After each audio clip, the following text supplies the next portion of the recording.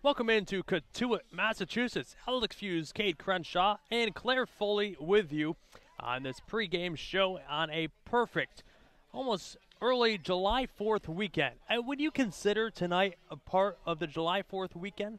I would, just because it's coming up this weekend, early next week. You can feel it in the air. The banners and things are hung along the outside fencing. It feels like July 4th weekends here. We've got beautiful weather, temperatures in the 80s, sunny skies, and, of course, Cape Cod League baseball. Right, last game that will be played in this Cape Cod season in the month of June. We are inching our way near that halfway point in a Cape Cod season, as when you look at the standings, and the Gatemen are 6-9 with one tie, and they face Cotuit, the 12-2-2 team. One of the Gatemen losses did come from Cotuit about a week and a half ago, and that was a game that the Gatemen felt like they still had a chance. And even though they had a true opportunity last night, Cade, the Gatemen almost walked it off in the bottom of the ninth for their first comeback win after 7 innings. But now you look at it, they're 0-7 when trailing after 7. So this is a big game, especially here in the West standings, with Cotuit in first place. You're exactly right, and this is a Cavaliers team that you think back to that first meeting, Alex. They took down the Gatemen by a score of 5-3, and every single hitter, all 9 in the Cotuit batting order, had a hit in that evening's game. For tonight, the Gatemen pitching staff and Florida Gulf Coast starter Jason Woodward, he has to command the zone and limit the Cavaliers on the base pass, because this is a team that possesses this ability of speed and power. But they have a big, tough go here tonight. A big lefty out of Southern Miss, and especially, going into his junior year, Cade, he has a 1.95 ERA after this past season. He pitched in 37 innings, and this is a guy that really commands a zone and is a true threat on that mound. He is. 57 strikeouts for him this past spring for Southern Miss, a team that went into the regional, hosted a regional there in Hattiesburg. A very, very good southpaw. And Alex, like we've seen all season long, the Gatemen hitting under 200 against left-handed pitching. They have struggled mightily against southpaws this season. Tonight, they'll hope to turn that around. Yeah, 176 against lefties on the mound. A 480 OPS. Their total on the season, 620.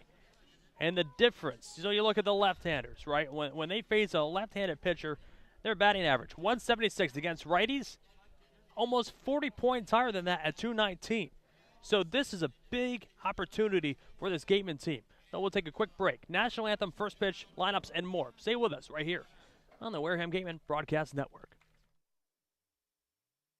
Each and every game here at Spillane Field is made possible by our sponsors. Let's take a moment to recognize Gateway Tavern, Coastal Orthodontics, Fairway Financial, Joanne Stevenson, Sullivan Wine and Spirits, Deb Levesque Massage Therapy, the Law Office of Mark Deshays, Office Technology Group, J&M Baseball Academy, South Coast Health, Minkle Boys Catering, 80 Makepeace, Reed Custom Soils, Soft as a Grape, Bay Motor Inn, Point Sign, Wareham, Sipicon, and Dartmouth Week, Cranberry Self-Storage, Village Signs, the Law Office of Lang, Exaferris, and Bullard, Reedy, Kiernan, and McNally LLP, Robertson's GMC, Effie's Homemade, Wareham Country Market, the Wareham House of Pizza, Robbery's Tree Service, Patty Wild, Onset Bay Association, Select PT, El Mariachi, Water Whiz, and Cool Cone. Thank you once again to our sponsors of your Wareham Gatemen.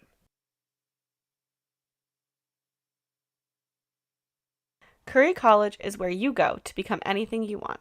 Curry prepares students to engage in successful careers with learning beyond the classroom. Explore undergraduate programs, NCAA Division III athletics, and continuing education and graduate studies, including fifth-year master's programs at curry.edu.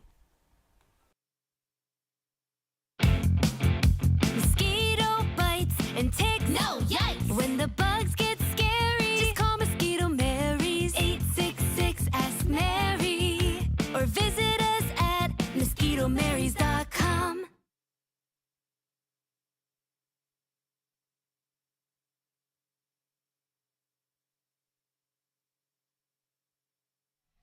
Welcome back to Lowell Park here in Cotuit, Massachusetts. Alex Feuz, Cade Crenshaw, and Claire Foley with you for what is the first night of baseball here on 4th of July weekend on the Cape. While it might technically not be the weekend yet, you can certainly feel that weekend traffic starting here on the great Cape Cod. What an unbelievable night we have in store. And again, this is a rematch from a week and a half ago matchup between the first place team in the West versus the 4th spot team between the Cotuit Cavaliers and the Wareham Gatemen. This is a Cotuit team that is first in the league in runs scored, a Gateman pitching staff that's top 3 in runs allowed. So something has to give tonight. Will the narrative continue? Does the Cavaliers offense continue overpowering, or is it the Gateman pitching staff that finally syncs up things and has a complete game start to finish? Here as of late, the bullpen has had a string of good outings. Well, this is how the Gatemen will go against Dalton Rogers. Leading things off and DHing once again is Ryan Campos. Batting second and playing center field for the first time ever in his life is Hogan Windish. Batting third, and at third base is Max Anderson. In the cleanup spot, a big left-hander, Alan Rodent. Batting fifth, a new face in this Gateman offense in Carter Graham.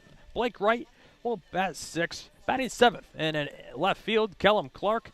Batting eighth is Brian Padilla. And to finish off this Gateman lineup is Peter Burns. A 1 through 9 order that has to be more productive at the plate. Last night, just 4 hitters were able to find a way on the base pass using their bat. Of course, we saw just 1 walk and 1 hit by pitch last night, but against a really talented lefty in Rogers we alluded to a little bit earlier. An ERA sub-2 in nearly 40 innings this spring at Southern Mississippi. He's a player who commands the strike zone extremely well, 3-pitch plus mixed guy who's just actually going to dominate hitters. He's great swing and miss stuff top to bottom, really intriguing pro prospect as well. And the biggest concern that I have, Alex, he is a left-hander, and the Gateman offense just has not performed well against lefties. Yeah, so I mean, this is a good chance though for this Gateman offense to really defeat that narrative. You've got to do it at some point this season because you're going to continue facing left-handers, especially in this league.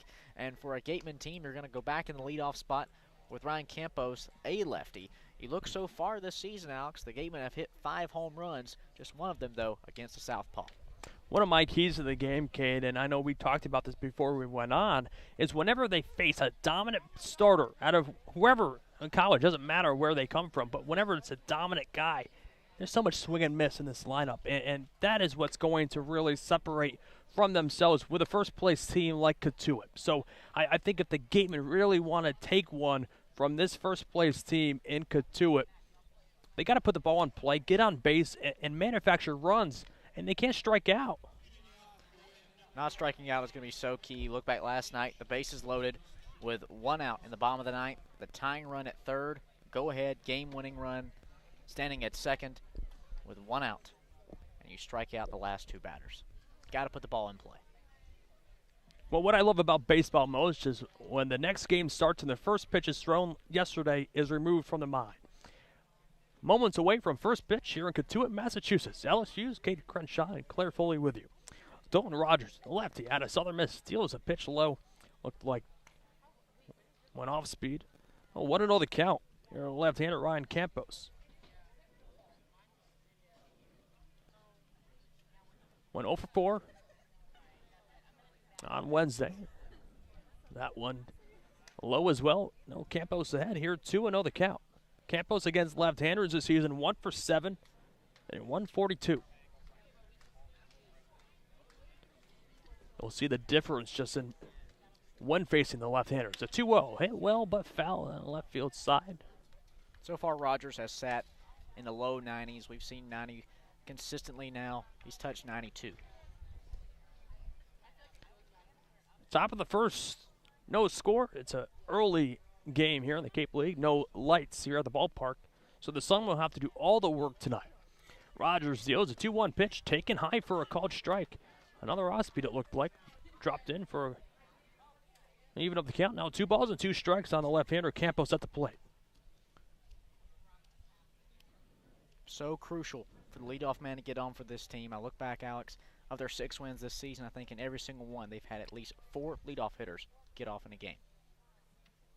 And Rogers looks to just keep going, but Campos trying to get into his own rhythm. Rogers delivers a 2-2 pitch grounded on the right side of the infield. Troy will field it on 2 hops and throw to Johnson at first. In time, 1 away. Think back yesterday, Alex, with Hogan Windish coming up, finally getting that first home run of the summer, and it just seemed like things were finally clicking for him with the bat in terms of the power. We've seen it at the consistency level. He's had a hit in 13 of 16 games this summer, but none further than a double. That his first long ball. If he can harness that power within his game, it takes it to the next level. Now Rogers set at the waist and delivers the first pitch to Windish, popped it up out of play. Windish out in front on the first pitch he sees from the left-hander, Dalton Rogers. And I know we were talking about it before. Hogan Windish at heart is a second baseman. Played a lot of the outfield so far this season, but tonight making his baseball career debut playing center field. The 0-1 pitch stays high and at the hands, 1-1 the count, but Hogan Windish is that kind of guy, right? He's a veteran player. He knows how to play almost every position. If he doesn't, he knows how to learn and how to ask questions to learn it. The 1-1 pitch, a sharp grounder on the right side, but Karras will field and fire to first in time, 2 away.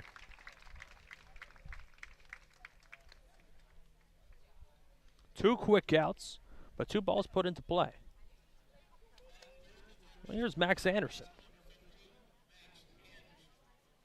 Anderson went 2 for 4 with a double on Wednesday. His 3rd multi-hit game of the summer. A player who's really, really come on strong as of late. Well, first pitch. Low, now 1-0 the count.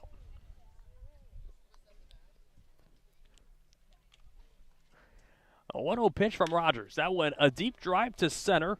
Baldwin drifting back on the track at the wall, makes the catch. 3 up, 3 down. Go the Gatemen. We go to the bottom half of the first. No score. Stay with us on the Wareham Gatemen Broadcast Network.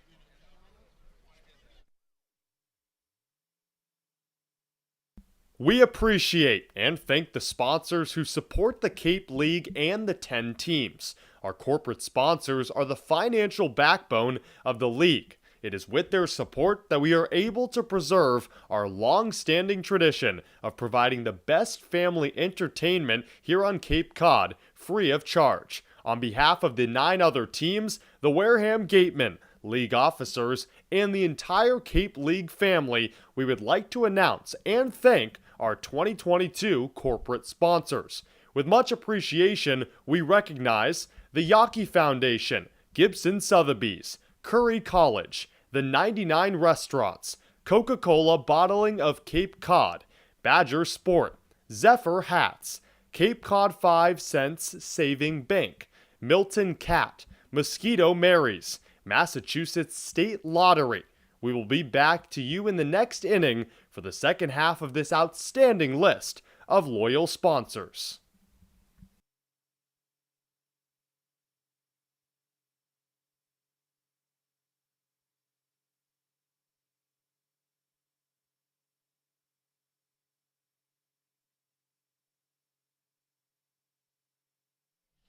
Welcome back to Lowell Park. Alex Feuz, Cade, Crenshaw, and Claire Foley with you on a beautiful Thursday night at the park here in the prestigious Cape Cod Summer Baseball League. Game 17 of the season. Just about 5 games removed from the halfway point, and as Jason Woodward finished up his warm-up pitches on the mound, we'll see how the Kettleers will lead things off. Chandler Simpson DHing both lineups today, featuring the designated hitter in the leadoff spot. Batting second, Brooks Baldwin. Batting third is Tyler Johnson. Batting in the cleanup spot is Josh Pearson. In the fifth spot, Zachary Cole. Batting seventh is Kyle Carros. A recognizable face from the Gateman side of things, Tommy Troy, but on the other side of it this year, batting seventh. Batting eighth is Justin McNiss. And to finish out this Gateman lineup is Ryan Ritter. Chandler Simpson climbs in the left-hander batter's box. Top hitter in the Cape League, 475 average, Alex, in 13 games. He's been just such a fun player to watch, even though we've only seen him in one game. A pure contact guy. That one lined up the middle, past a diving right who stands up. Looks like he got there in time, but by the time he could dove out and try to make a play, the speed of Simpson was already on first base. That's what Chandler Simpson does. He's going to attack pitchers early, and that's why the Kettleers love him at the top of their order because, like you said, Alex, he's not a kid who is going to, come into this league season and hit double-digit homers or even come close. He's a player who's going to single you to death and then turn it into extra base hits on the base pass with his speed. Look for him to steal here. So Simpson off first, like Cade said. He's got the Jets. Woodward delivers a pitch bouncing into Burns, who quickly jolts up to look down and throw down to first base, but Simpson gets back in time. You talk about your keys to the game, Alex. One for me, I think the biggest, most impact player in today's game is Peter Burns defensively. How does he command the base paths and try to eliminate the Kettleers' speed that puts most of their runs on the board? The 1-0 pitch, taken for a strike. Looked like fastball. 92 miles an hour. 1 ball, 1 strike. No outs here in the bottom half of the first. Still no score. But the first place team in the West quickly threatening the speed of Chandler Simpson on the first base back. 1-1, taken low in the dirt. 2-1 the count. One off speed there. Trying to get Baldwin to chase. Baldwin 20 for 60. Hitting .333 as a home run and 13 ribbies. Woodward forced a pitch out of the stretch after just facing one batter. The 2-1 hit well, but out of play down the third base side. Evens up the count, though. 2 balls, 2 strikes. Woodward making his third appearance and start of the summer. Through 7 innings, has a .385 earned run average, 4 strikeouts to 3 walks. Woodward now set at the waist. The 2-2 pitch taken just low and inside. We don't talk about umpires enough, but they really create, everyone says pitchers create the tempo of the game. No, it's the umpire. Because the great ones, you know the zone, but sometimes you just don't know. The 3-2 pitch hit the other way out of play. I mean, this is why this Cotuit team is in first place. Not only do they get on base, but they just work great at bats. You can say they've quote-unquote struggled as of late. They've gone 6-2-2 in their last 10 games after starting 9-0. Call that a struggle. Anything above 500 is not a struggle. Well, Simpson goes, and that one lined, but just fouled on the right field side. Hit well, but if Baldwin just straightened up a little bit, you could argue that might have been the first run scored. Easily. With Simpson's speed, he probably would have been able to cross home plate before the right fielder even got to that baseball. But a new face in the defensive infield making his Gateman debut is Carter Graham, the Stanford corner infielder who garnered All-American honors this past spring. He's over at first. Woodward set right below the belt. Another check to first. Simpson gets back in time. In the outfield defensively, from left to right, Callum Clark in left, Hogan Windish in center field, and Allen Roden in right. In the infield from left to right, Max Anderson at third, Blake Wright at shortstop. Pitch cut on and miss. Now Baldwin goes out swinging, one away, here in the bottom of the first. Brian Padilla at second base, and like you said, Cade, Carter Graham at first. Well, a big strikeout to a guy that really doesn't strike out too much, and Brooks Baldwin. Got him on the off speed, way out in front of it. Almost making him look foolish at the plate. Oh, Woodward, another check to Simpson, who almost tripped and just lunged right back in the bag. It should be criminal for this Cotuit team to have white pants and white tops. I feel bad for their laundry crew. First pitch taken for a strike, and at the hands is Tyler Johnson, first baseman. Another one in this lineup hitting above 300, 3 home runs, 6 ribbies on the season.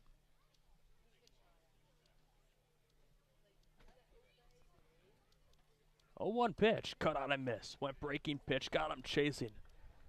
When you can throw those pitches for strikes, you know you got something going. That's 3 great throws in a row. He sits down Baldwin on the off-speed swing and miss, and now quickly he's ahead of the 3-hole hitter for Cotuit, 0-2.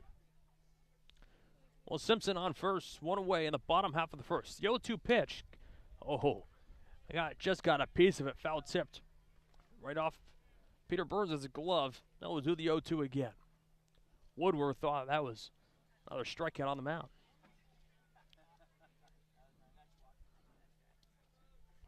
Burnsy, the Iron Man behind the plate. Started 56 games at Boston College.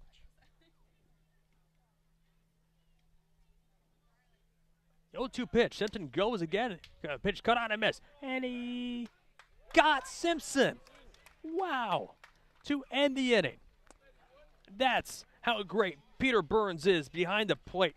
To get the speed of Simpson, strike him out and throw him out. Double play. Oh, after 1 inning of play. No score. We go to the top of the second. Stay with us on the Wareham Gateman Broadcast Network. The 99 Restaurant and Pub is proud to be a sponsor of the Cape Cod Baseball League. Visit your local 99 and try their famous Colossal Lobster Rolls, piled high on a grilled brioche and served hot buttered or just the right amount of mayo and celery with fries and coleslaw. The 99, always the real deal. The Wareham-based 80 Makepeace Company, founded in 1854, is the world's largest cranberry grower and the largest private property owner in eastern Massachusetts. The company supports organizations like the Wareham Gateman and projects like the outdoor cranberry bog classroom that you may have passed on your way in. Visit admakepeace.com to learn more. The Gateway Tavern, located on Marion Road in Wareham, offers an extensive but not exhaustive array of menu choices. They search for the finest in foods, ranging from garden fresh produce to hand-selected seafood, and have special menus that change daily. The Gateway Tavern is proud to be the official helmet of the Wareham Gateman.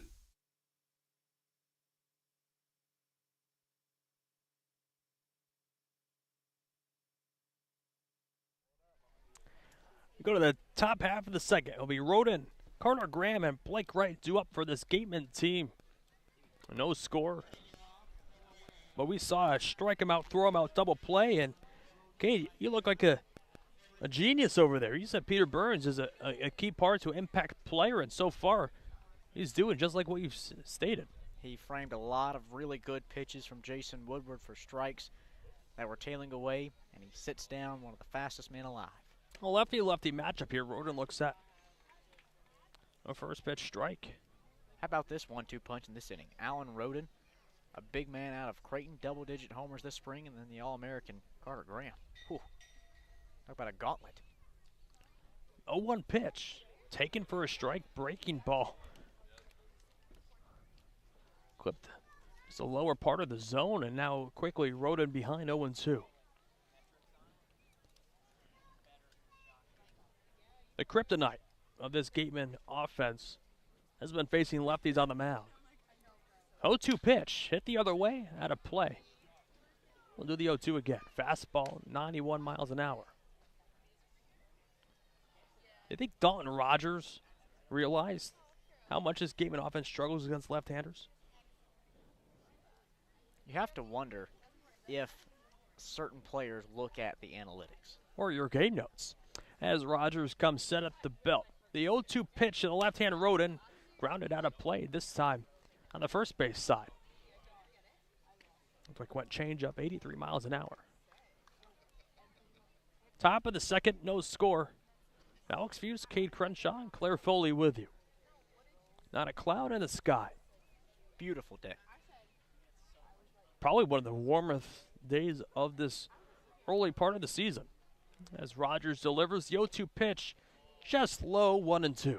Oh, what a tough pitch to take for Alan Roden. That's really, really tough, especially for Rogers on the bump, too. I thought he painted the outside corner. went the breaking ball, but it must have just tailed away late. Mickness, a great job trying to frame it as much as he can. Hold it out there just a couple seconds longer. The 1-2 pitch, that one grounded right over to Johnson, who will take it upon himself and cover the first base bag. One away here on the top of the second. Well, here's Carter Grant making his season debut for the Gatemen. Had a breakout season. He really did. He goes out, only played in 7 games as a true freshman at Stanford. Turns around this year, hits a team high, 300-plus average, and his second-team All-American.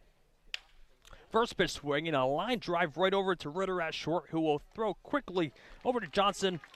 One away. So first pitch that Carter Graham saw, you could hear just how hard and how much power he does have in that bat, but tough luck. Ground ball right over to Ritter. Well, now 2 away. And here's Blake Wright.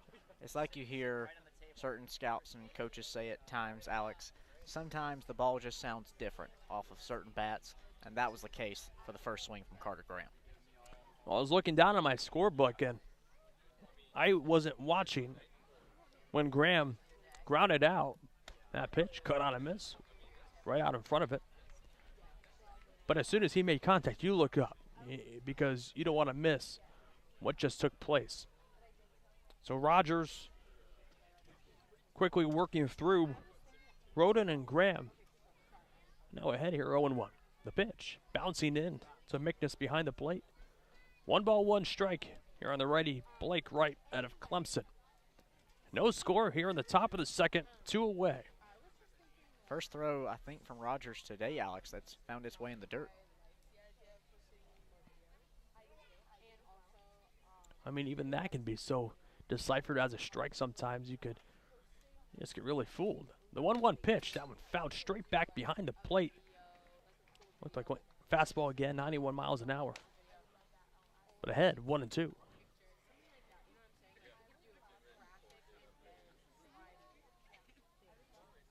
Nobody on, 2 outs in the top of the second.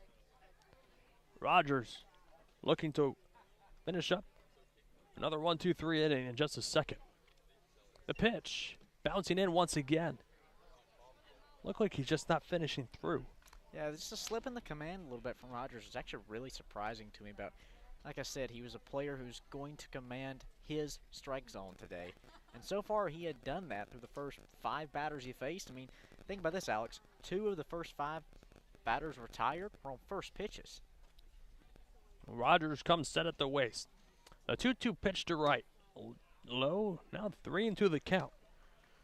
So Rogers flirting with another bad one. That would be the first base runner allowed so far here in the second.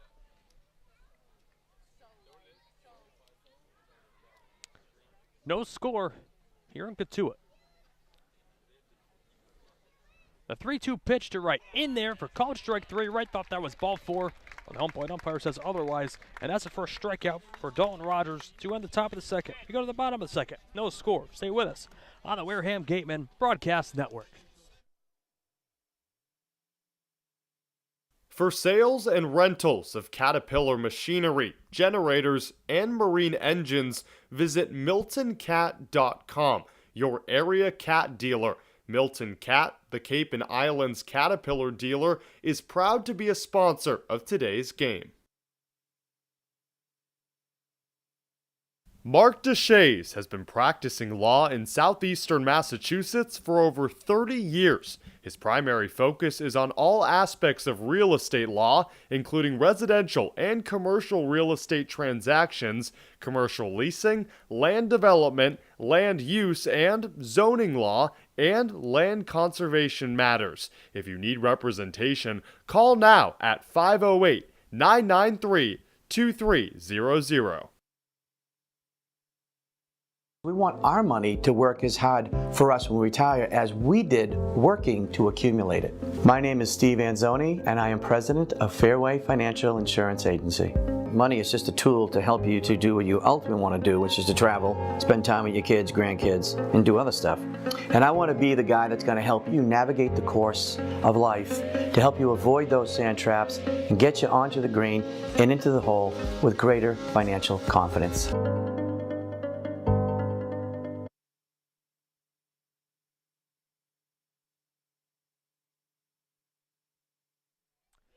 bottom of the second in a beautiful Cotuit, Massachusetts. Cade, Crenshaw, Claire Foley, and myself, Alex Feuz, with you for the night. It's another perfect night for some baseball.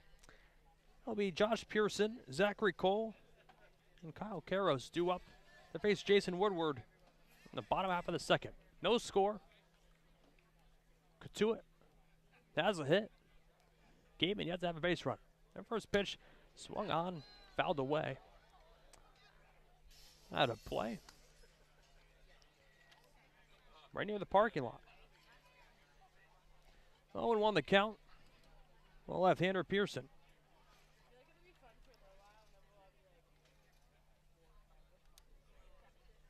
The pitch. Oh, cut on and miss. Fastball, 91 miles an hour. And Pearson way out in front of it. Going to catch up to the speed from Woodward there. And behind 0-2. Nobody on, nobody out. They're in the bottom of the second. Woodward kicks and delivers. The 0-2 pitch hit well, but right at Padilla, who will throw to Graham at first. One away here in the second. Here's Zachary Cole.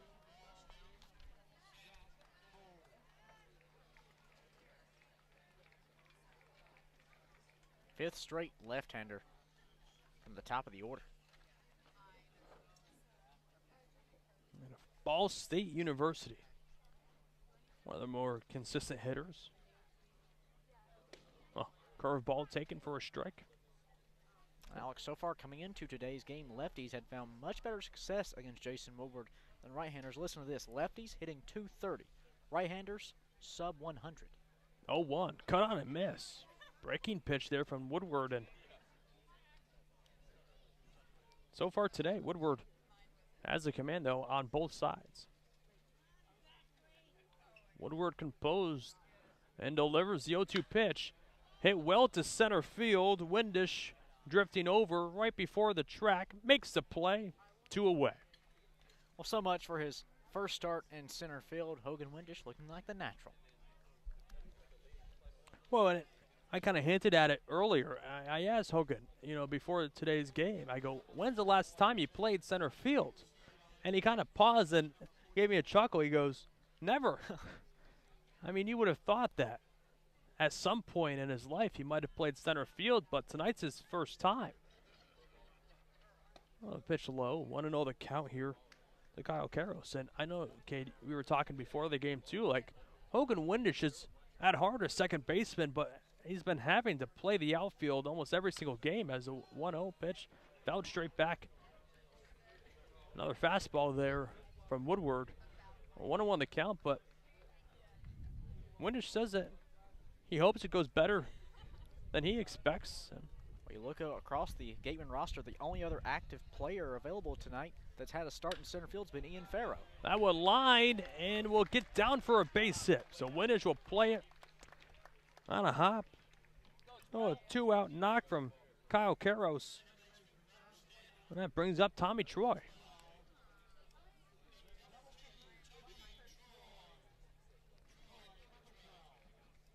Former Wareham Gateman.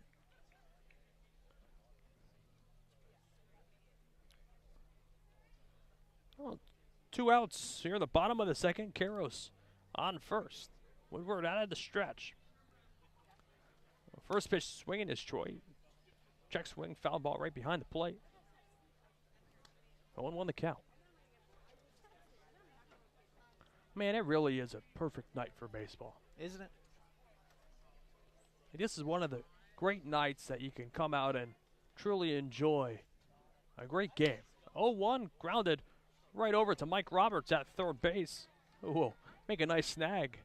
The thing that I look at, Alex, to the stadium seating behind the Cotuit dugout on the third base side, I don't see an open bleacher over there. Packed house. Fans even in the behind the outfield fence. They're in the sticks. Woodward, the 0-2 pitch, low to Burns, quickly up, trying to keep Karros at first, and we've already seen the defensive highlight reel that continues every night when Burns is behind the plate. A see-through fence in the outfield. gives extra seating area. The 1-2 hit well, and it's going to get down and go all the way to the wall. Rounding second, cruising into third is Karros, and they're going to send him home. There's going to be no play at the plate, but there is a play at third base, but it's going to be not in time. It's a ribby triple for Tommy Troy, and the Cavaliers take a 1-0 lead here in the second.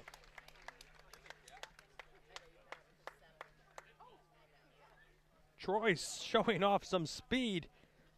They get a ribby triple.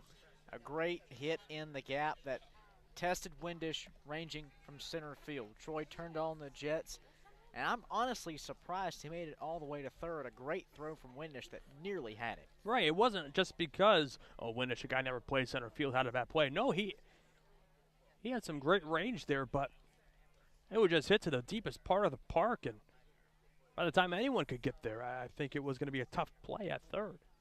So 1-0 Cotuit here in the second. Woodward delivers a pitch hit the other way by Justin Mickness, the catcher.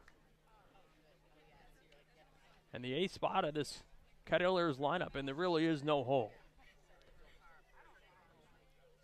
Troy's triple, third hit of the afternoon. Woodward set below the waist. That one gets past Burns. A wild pitch coming home and scoring easily is Troy. 2-0 Cotuit here in the second.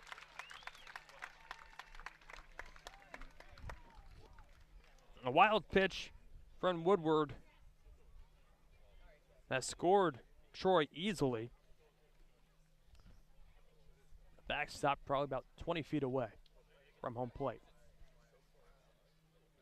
Well, Woodward delivers a 1-1 pitch, just missing it inside. 2-1 the count. And it looks like Harvey Shapiro asked where that location was, and the plate umpire is pointing towards his direction down the first base one. And that one hit well to right, but Roden will run in to make the stabbing play in right. 2-run score on 2 hits with nobody left.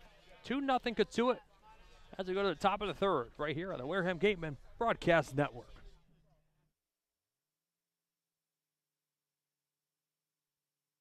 Gibson Sotheby's International Realty is proud to sponsor the Cape Cod Baseball League, offering residential sales and vacation rentals across the Cape. We help you turn someday into right now. Each office is independently owned and operated. Sotheby's International Realty is a registered trademark. Serving southeastern Massachusetts and Rhode Island, Office Technology Group has been the area's source for advanced digital multifunctional copiers since 2009. Call Office Technology Group at 508-858-5825. After the game, visit El Mariachi on Main Street for the best Mexican food in Wareham. The cantina provides a delicious late-night snack accompanied by fun cocktails.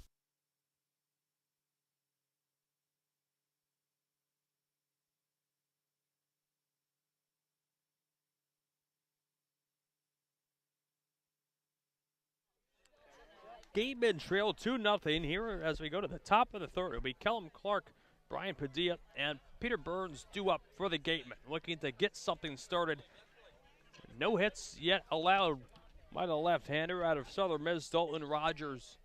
And he's been holding this Gateman lineup pretty well.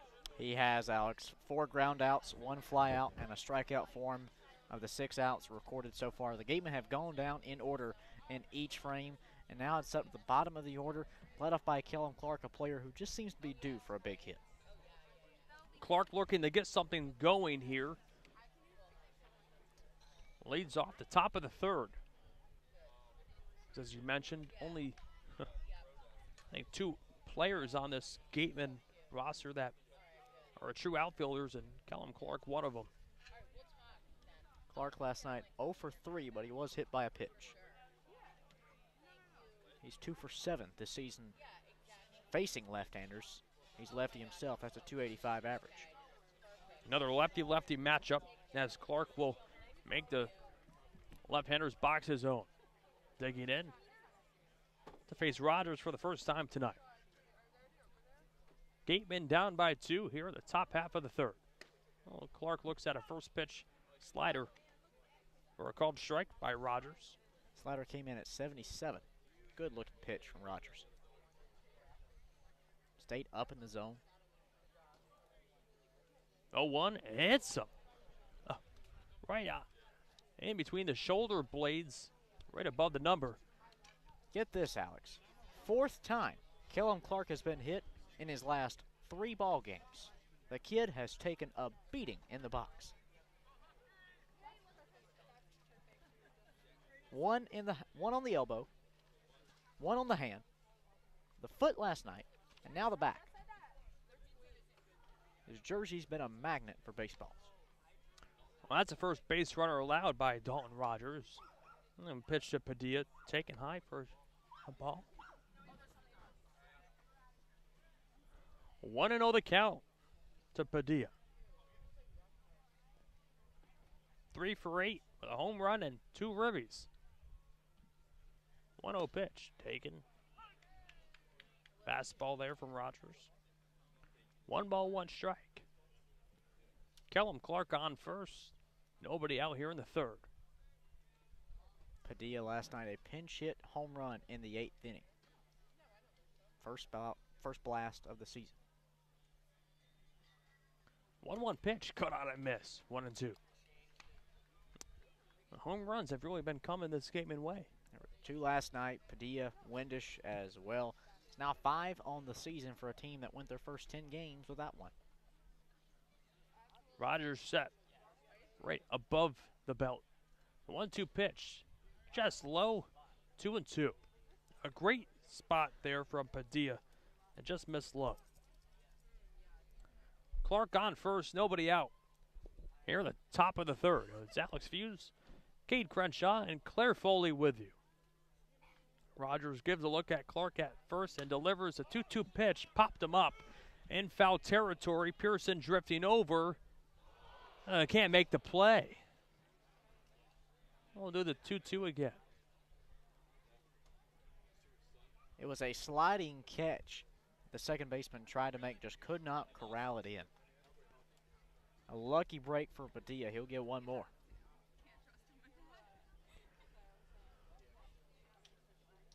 So Rogers will climb back on the rubber. And Padilla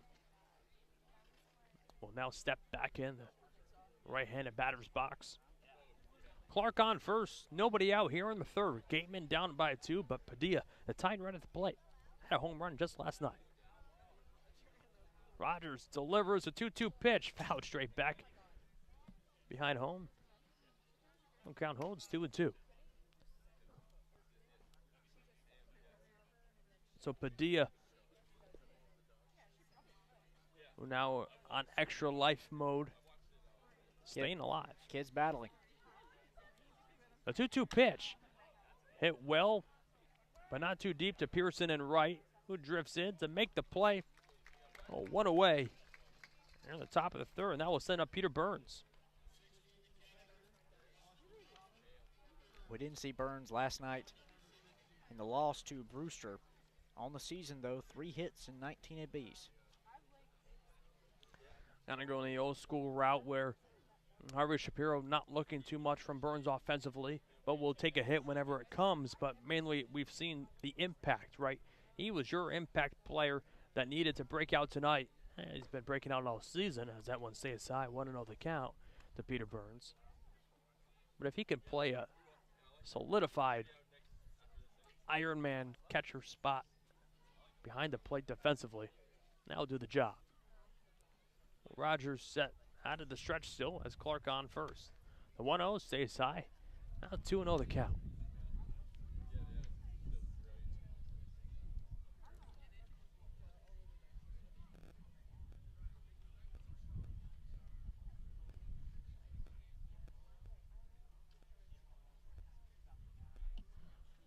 Rogers deals a 2-0 pitch. Taken for a strike. Now 2-1 the count. And Burns kind of regroups and takes a step out because I think he thinks that the pitch prior was in that same spot. It's tough because Rogers is keeping them low in the zone to Burnsy, and he's a player who more times than not is going to prefer the ball elevated. 2-1 pitch. Stays high. 3-1 now. Well, Rogers behind of Burns. 3-1. Clark on first. Was hit by a pitch on the first one he saw.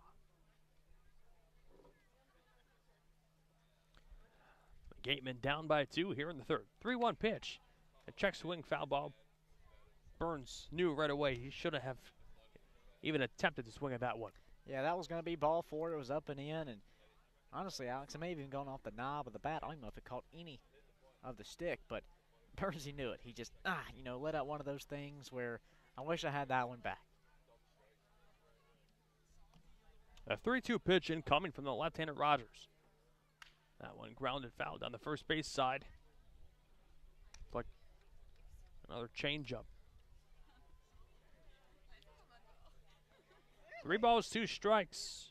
1 away here in the third. Callum Clark on first. Gateman down by 2 early. Rogers set right above the waist. Clark goes. The 3-2 pitch fouled away. So hit and run on here with 1 out. But we'll have to reset. Great spot right now for Peter Burns. He's seen just about everything Dalton Rogers can throw his way. It'll be interesting to see what the southpaw goes with his out pitch. More times than not, the pitchers, with the batters, I should say, he's retired. It's been the slider down and away. What is Burns looking for? The 3-2 pitch incoming. Stays low and Burns works a walk. What a great at-bat. Was ahead 3-1, then Rogers battled back, worked it full, and Burns found a couple of great pitches off, and Burns ultimately wins it by working a walk, and now it's first and second with 1 away here in the top of the third. That rolls over the top of the lineup, and Ryan Campos.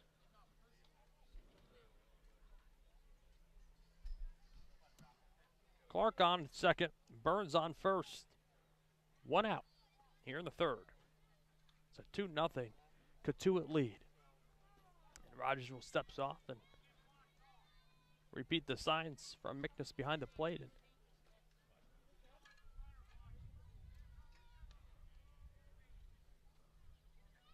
Mike Roberts, the field manager for Cotuit, saying don't let the runners block your view.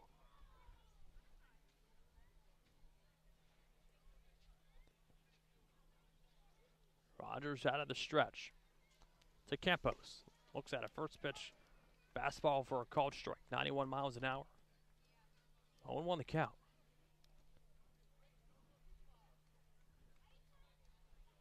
Not too much speed on the base pass here.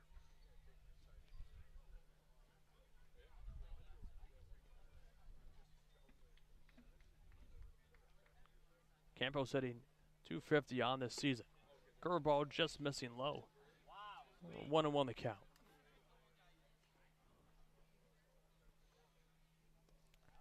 First and second, 1 out. Here in the top of the third, it's 2-0 Cotuit.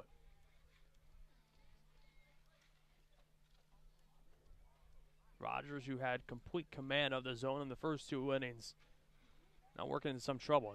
That one bouncing in behind the plate, and everyone takes off, moving up a base. Oh, Clark will now be on third, and Burns on second on a pitch in the dirt that got away for just a couple of seconds by Mickness. A heads-up job by both Clark and Burns, who took advantage of a almost middle school mistake from both Rogers and Mickness there. Taking advantage. And now Roberts is pulling in on the old infield. Anything hit in the gap will tie this game. A 2-1 pitch incoming. Rogers delivers.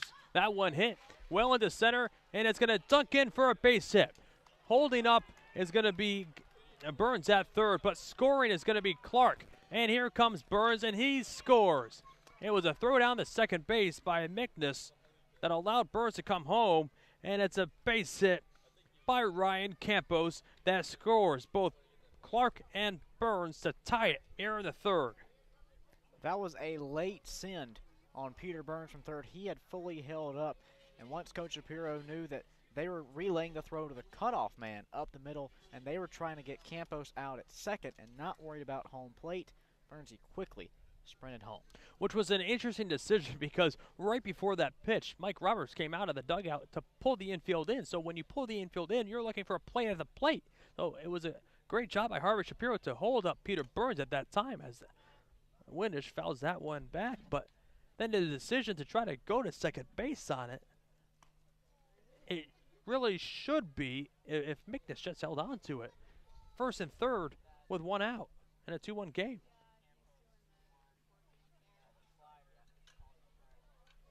But now it's Campos on second with only one out in the top half of the third, and we had ourselves a tied ball game. The 0-1 pitch bouncing in by Mickness. Campos quickly to jog over to third.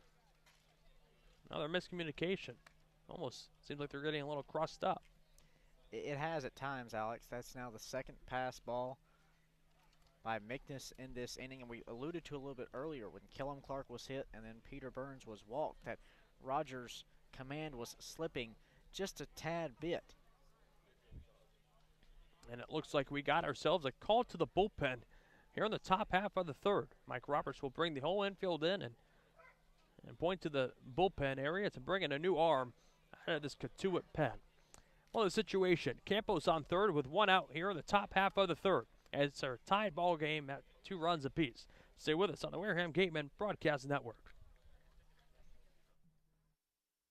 Summer is here, and we are finally back to enjoying all our favorite outdoor activities. As temperatures rise, so does the risk for unexpected injuries. South Coast Health Urgent Care Centers are open, safe, and here to provide the care you need when you need it. Our 7 locations are open 7 days a week, 8 a.m. to 8 p.m. Monday through Friday, and 9 a.m. to 5 p.m. on Saturday and Sunday. Walk-ins are welcome, and having a South Coast Health physician is not required. Visit southcoast.org/urgent care to check wait times and reserve your spot today. Reed Custom Soils is New England's leading provider of lightweight planting soil for green roof installations and is the exclusive New England supplier of stabilized stone dust. Reed Custom Soils services over 300 golf courses and provides unique blends to fit your needs, all by experienced precision blenders. To learn more about how Reed Custom Soils can serve you, call toll-free 1-800-924-5335 or head to reedcustomsoils.com. Soft as a Grape has 10 retail locations on Cape Cod, so even when you're cheering on your Gateman at any away games, stop into a Soft as a Grape store for the best Cape Cod products. No trip to the Cape is complete without a trip to Soft as a Grape.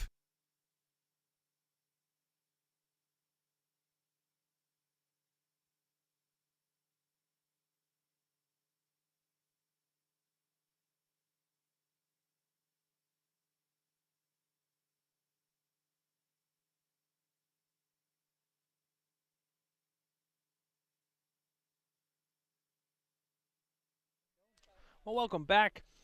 Top of the third. Ryan Campos on third. New pitcher out of the Cotuit pen is going to be Daniel Brooks, a right-hander. Charleston, South Carolina. Comes into a tough spot. It's a tied ball game at 2 runs apiece between the Gatemen and the Kettleers. Hogan Windish at the plate. At a line out over at third in the first. And the first pitch low. Now 2-1 the count, and he comes in mid at bat, or mid plate appearance, I should say, to Hogan Windish. 1-1 the count, and that pitch missing low. Now 2-1 the count, so anything except for a strikeout will go towards Dalton Rogers, who Daniel Brooks is relieving. Brooks delivers a 2-1 pitch, hit well to right field, but Pearson drifting over to his right, who makes a play, tagging up at third and coming home is going to be Campos, who scores. It's a sac fly and an RBI for Hogan Windish and the Gatemen. Take a 3-2 lead here in the top of the third.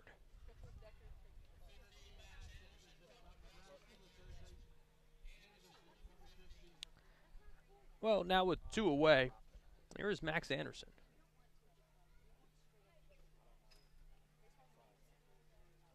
First pitch taken inside for a ball. So Alex just ran upstairs and talked to the official scorer here at Lowell Park, and on that previous at-bat for Ryan Campos, he does get both RBIs, but it's just an RBI single. No credit for the double. They assessed an error to the center fielder Baldwin on the bobble. So therefore, single, 2 RBIs with an error, E8 advancement. That makes more sense. I mean, when we were looking at it before you went up there, that one hit well up the middle and threw for a base hit. Anderson continues this 2-out rally here in the top of the 3rd. Well, here's Alan Roden, grounded out to Johnson at first base. Back in the 2nd.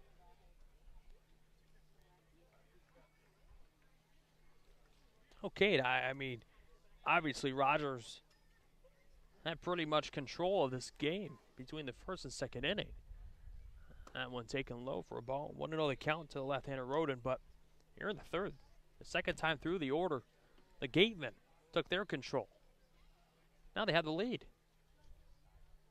3 runs and 3 innings of action, more than they scored in 9 last night in the 3-2 loss.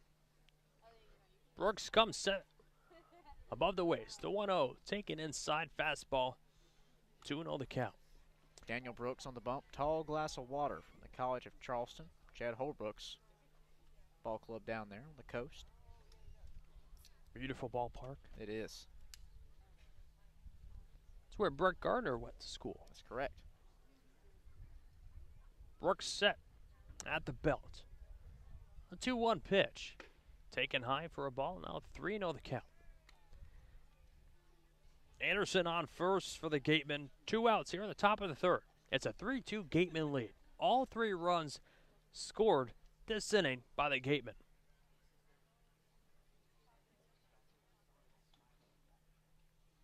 .3-0 taken for a strike. 3-1 the count. Carter Graham making his debut.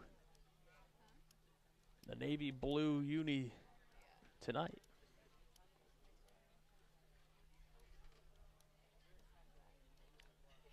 Brooks set. The 3-1 pitch.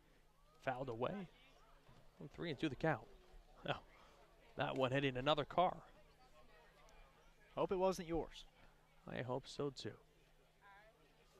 I think I parked far enough away. You always think you parked far enough I know, away. and then it finds it. Nothing's worse than Eldridge Park in Orleans with the road right there. Someone had their window smashed while driving. That was scary. 3-2 pitch. Hit the other way. Fouled away. Rhoda knew it. Just got to straighten it up. Just behind there. Well, now 3 balls, 2 strikes on the left-hander Rhoda out of Creighton University. Anderson on first. 2 outs here in the top half of the 3rd. It's a 3-2 Gatemen lead. Roden set before Brooks. Now Brooks ready to deliver the payoff pitch. That one stays low and Roden held up to work a 2-out walk.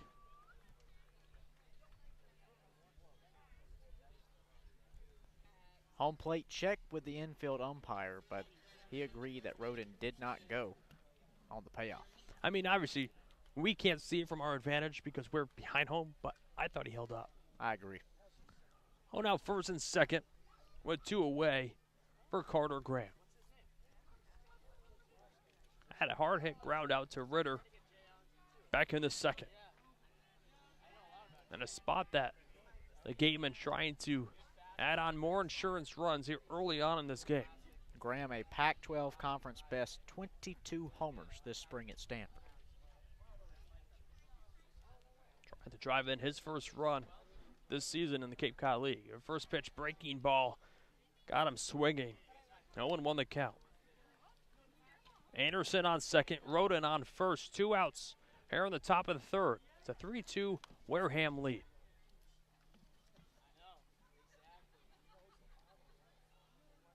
Brooks delivers the pitch. That one staying low, holding up. Graham thought about going, but pulled back. 1-1 strike on the right-hand power hitter.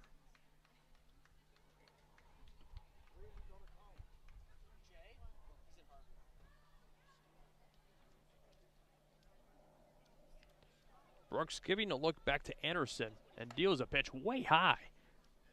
Right at almost near the shoulders of Roden inside, pushing him off the plate just a tad. McNish had to jump up quickly to catch it. 2-1 the count.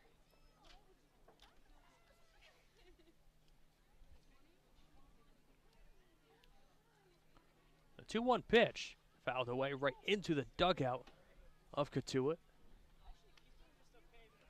keeping everyone on their toes. Blake Wright out of Clemson on deck.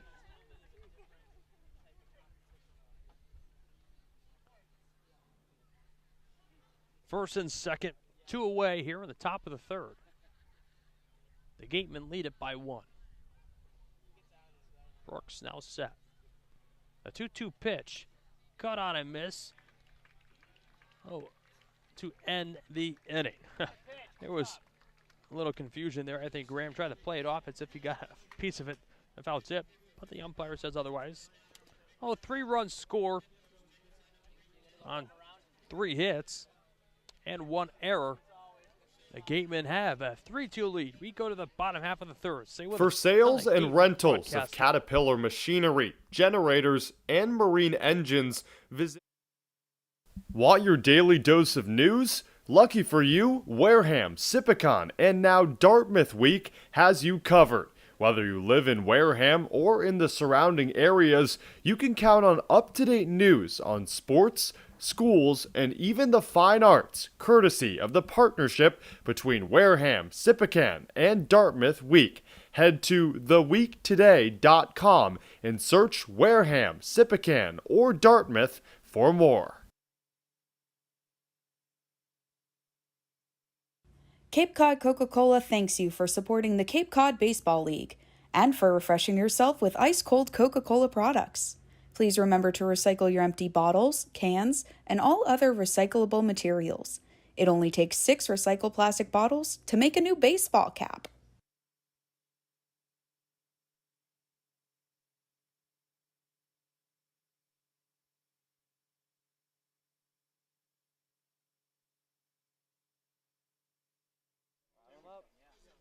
Welcome back here to Cotuit, Massachusetts on a beautiful Thursday night at a ballpark. Alex Feuz, Cade Crenshaw, and Claire Foley with you.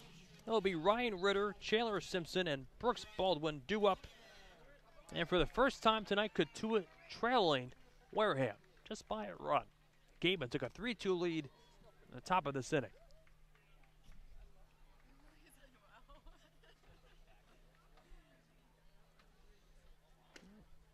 Woodward deals a first pitch strike. Went off speed. Ryan Ritter's last at bat against the Gatemen, a solo homer in the 9th inning off Michael Walsh. 0-1 stays in there for a strike. 0-2 the count. A high strike call. Ritter thought it was high. He immediately turned around to the umpire and goes, "That's up." Woodward deals the 0-2 pitch. Hit well but foul. On a rope.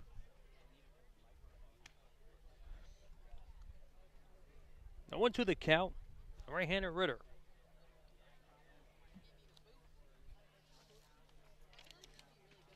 A pitch. High, 1-2. Ritter out of University of Kentucky.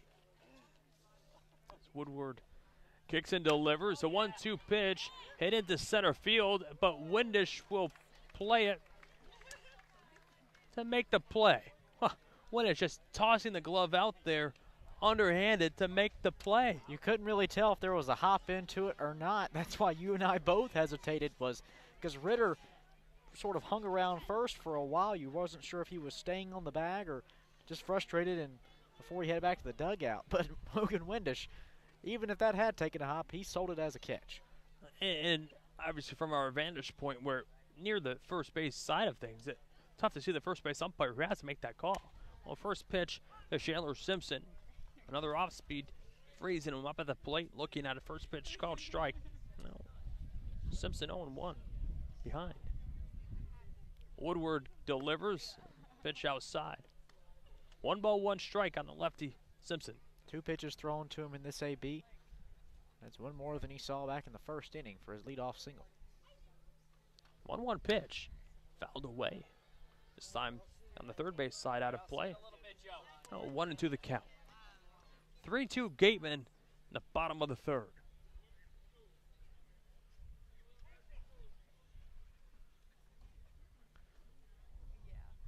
Woodward delivers a 1-2 pitch. A chopper right back to Woodward, who will take his time to throw to Graham. In time, 2 away.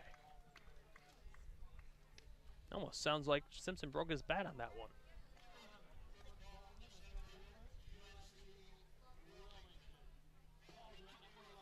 Oh, 2 quick outs to send up Brooks Baldwin. One of the only 2 Cotuit Cavaliers to strike out tonight.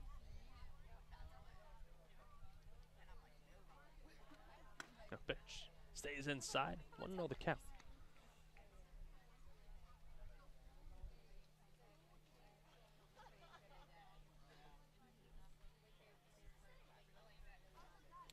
Woodward deals a pitch that stays high. Now it's 2-0 the count.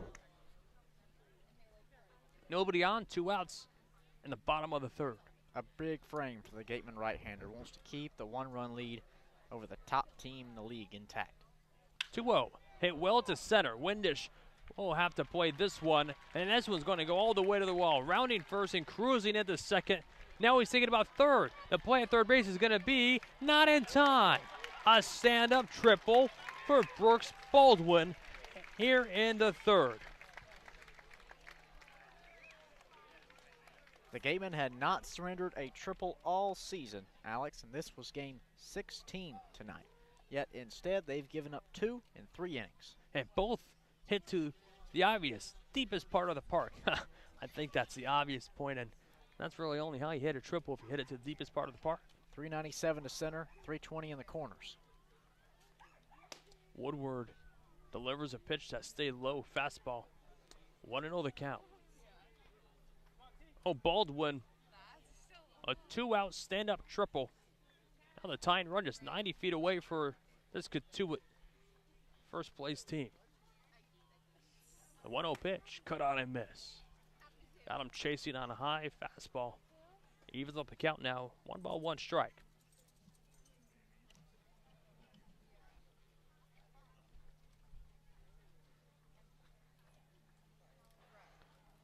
Woodward deals a pitch in there for strike 2.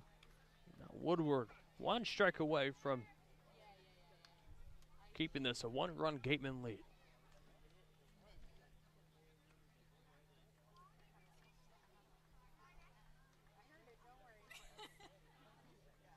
One-two pitch, cut on and missed to end the frame and to get Woodward's 3rd strikeout of the night. Well, after 3 innings of play, it's 3-2 Gateman. Stay with us on the Wareham Gateman Broadcast Network.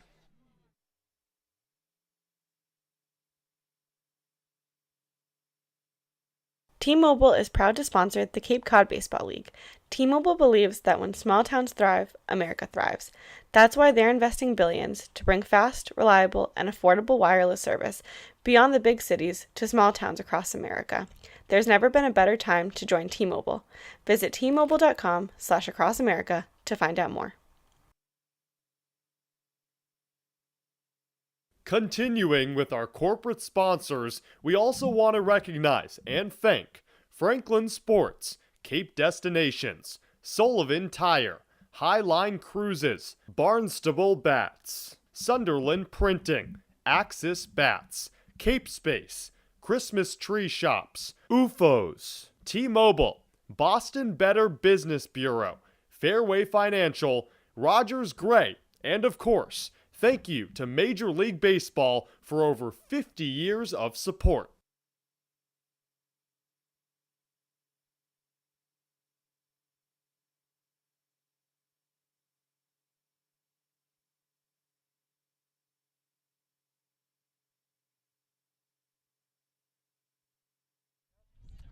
To go to the top of the fourth, the Gatemen holding on to their one-run lead. They'll send up Blake Wright, Kellum Clark, and Brian Padilla. These are the guys that got that three-run rally started in the last inning. They're looking to add more, try to put away this first-place Cotuit team. Wright struck out looking back in the second. People have brought their dogs out to the park tonight.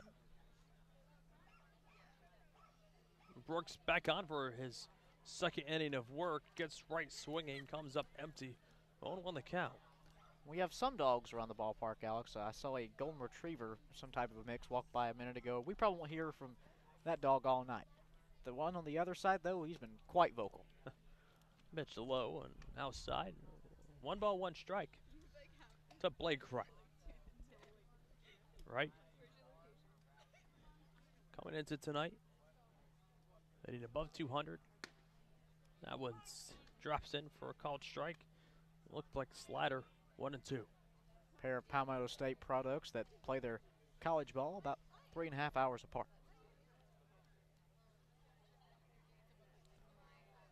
South Carolina, home to some great schools. You got that right. 1-2 pitch, cut out and miss. Wright goes down swinging. Here in the fourth out. That's Brooks, second strikeout of the night. Well, here's Kellum Clark. Was hit by a pitch. His 4th one in 3 games.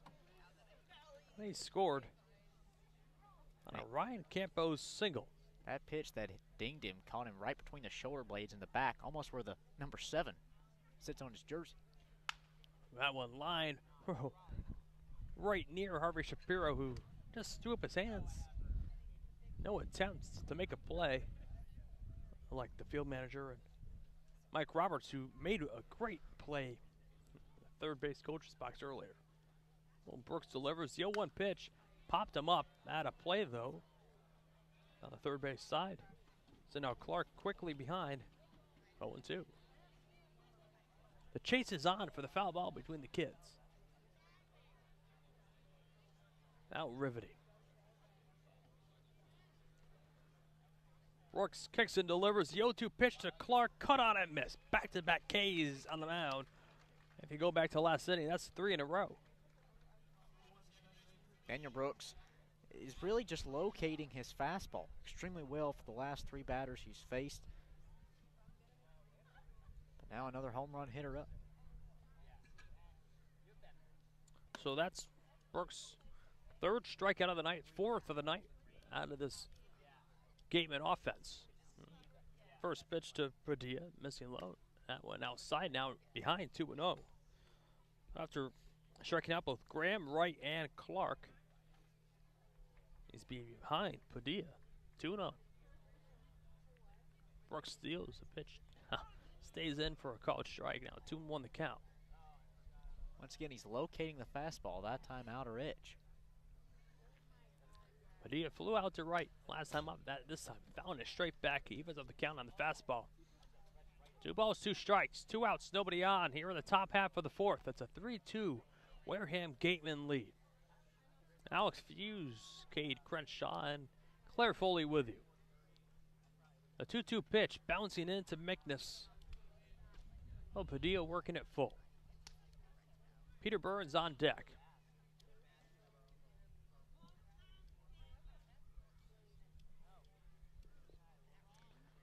Full count to Roddy Padilla. The payoff pitch stays high, so Padilla works a 2-out walk to bring up Peter Burns here in the top half of the 4th. 3 strikeouts to 2 walks for Daniel Brooks. 7 batters faced. The 3rd walk the Gatemen have so far through 3 2/3. Peter Burns, one of them. Lefty-lefty matchup. The pitch fouled away. 0-1 the count. Padilla on first, 2 away. We're at the top of the 4th. Burns at the plate, Campos on deck, the last two in the Gateman order to face the right-hander.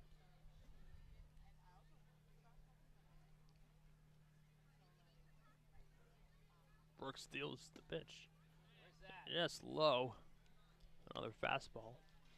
Even the count. 1 ball, 1 strike. I mean, that one was just below the knees of Burns. Could have gone either way. Brooks now comes set out of the stretch. The 1-1 pitch to Burns. Cut out and miss. Nasty breaking pitch. 1-2.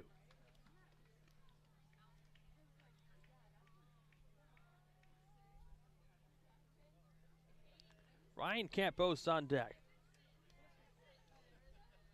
Has 2 ribbies on the night and a base knock.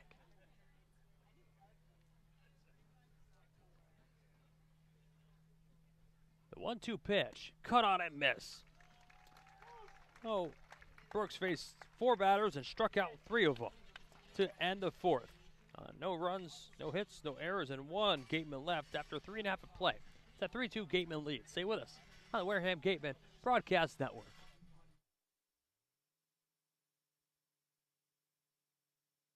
If you or a family member have been hurt at work, don't wait for the insurance company to discontinue your benefits or deny you medical treatment. Get an experienced workers' compensation attorney now before it's too late. The lawyers at Reedy, Kiernan, and McNally, LLP, have been practicing workers' compensation law for many years and are experts in the field of workers' compensation law.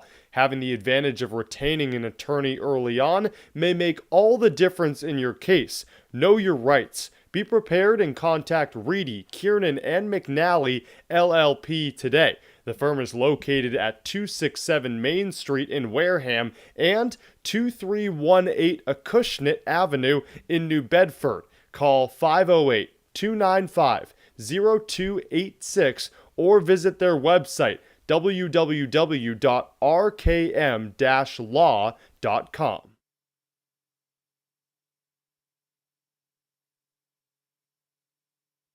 Wareham House of Pizza has been serving Wareham and Marion for over 40 years with steak and cheese, pizza, and subs. Located in Shaw's Plaza, head on over for pickup or let them deliver to you.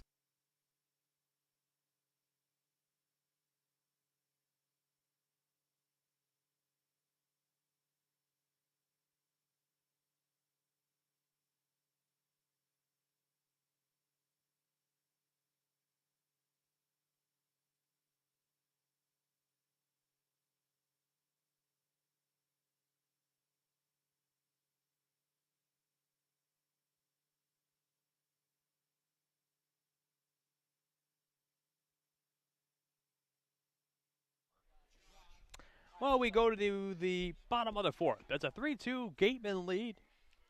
In first place, Cotuit Cavaliers trail by 1. It will be Josh Pearson, Zach Cole, and Kyle Karros due up this inning. First pitch, a called strike. Woodward back on the bump for his 4th inning of work as the sun begins to set with no lights here in Cotuit. That one hit well, but right at right.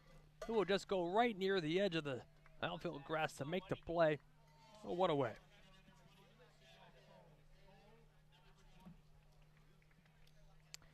Well, here's Zach Cole.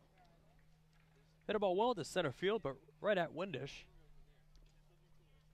Trying to get something going here for the Cotuit. Nobody on, 1 out. In the bottom of the 4th. Shows bunt, and it's a beauty. But Burns will throw down the first base in time. 2 away. Unlucky break there for Cole, and luckily for the Ironman Peter Burns is that when he laid down the bunt, Alex, where the dirt meets the infield grass, it took a hop and bounced back towards a charging Peter Burns. Almost the ball popped right into his hand. He was able to gun it down. If that ball smoothly rolls onto the grass, I think you've got an infield single. Well, when I said it's almost like a beautiful, perfect bunt, it looked like it, but like you said, it rolled right back. It was like almost when you're in elementary school and you throw the hula hoop in a certain way with a flick of the wrist, and that one lined over the head of right, and Windish will have to play it. Stopping that first is going to be Kyle Karros, and it's a 1-out single And Cotuit again. Another trying to do a 2-out rally here in the 4th. We used to call that walking the dog. Oh, where were you through? Yeah, flick the wrist. Hula hoop, yeah. Kind of, the baseball came right back. Almost like a boomerang. Helped out Burnsy big in that situation. I won my 4th grade competition and PE class on the hula hoop. I hula hooped for the longest. Wow. 10 minutes, I think it was, without dropping. That'll be in my Cade Crenshaw book of the summer. Oh. Woodward delivers a breaking pitch low. 1-0 the count to Tommy Troy. He had a stand-up ribby triple back in the 2nd. Woodward set at the waist. The 1-0 pitch. Hit well to center. Windish back on the track at the wall. It's going to be off the wall, right near the base of it. Rounding third, coming home is going to be Karros, and he scores. It's a ribby double for Tommy Troy. Oh, we got ourselves another tied ball game here at the bottom of the 4th.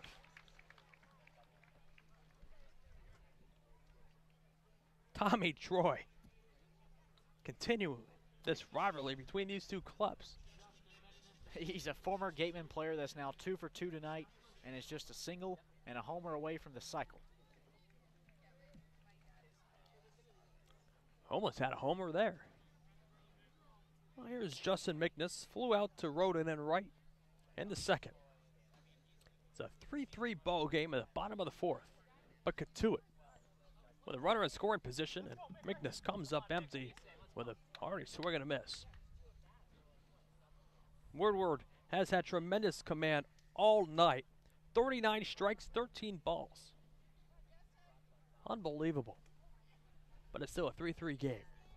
This Cotuit team, even when dealt strikes, they hit them. The 0-1, that one. A line drive, base hit into center field. Rounding third and coming home is going to be Troy, and he's saved. A base hit and an RBI for Justin McNiss. 4-3 Cotuit in the bottom of the 4th. Woodward has just left 3 pitches now right over the heart of the plate. A single to Karros, RBI double to Troy, and that RBI knock to McNiss. 3 batters in a row, all with 2 outs. That just shows how resilience is such a prevalent key part of this Cotuit team. This is a team that never gets down, they never give up, and that's why they're at 12 wins on the year. That's exactly why. I mean, the Gatemen have left 3 runners on base, but when you're the first place team and only have lost 2 games, that one missing low, you can't be leaving anyone on. You got to get as many in as you can see. A lead dissipating quickly. It's 4-3 Cotuit in the bottom of the 4th. Making this on first. Ryan Ritter at the plate. Woodward deals a 1-0 pitch. In there for a strike. It's been a strike all day. Even though the count, 1-1.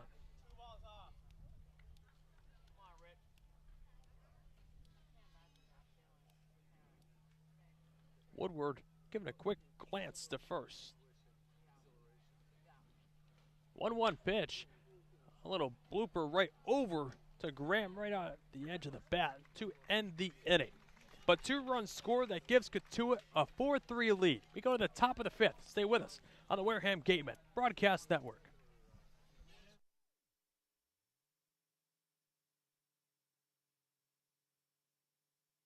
Gateman Baseball is officially sponsored by Robertson's GMC, the truck professionals. Located just 2 miles away on Cranberry Highway, Robertson's GMC, we are professional grade, power like a pro. Whether it's life insurance to safeguard your loved ones, an umbrella policy to protect your teen driver, or making sure your home is covered from storm damage, Rogers Gray is there to guide you. Insurance is more than just a box to check. Trust Rogers Gray, a proud sponsor of the Cape Cod Baseball League. The Gatemen would like to thank Wareham Country Market for helping to feed the Gatemen players and staff after games.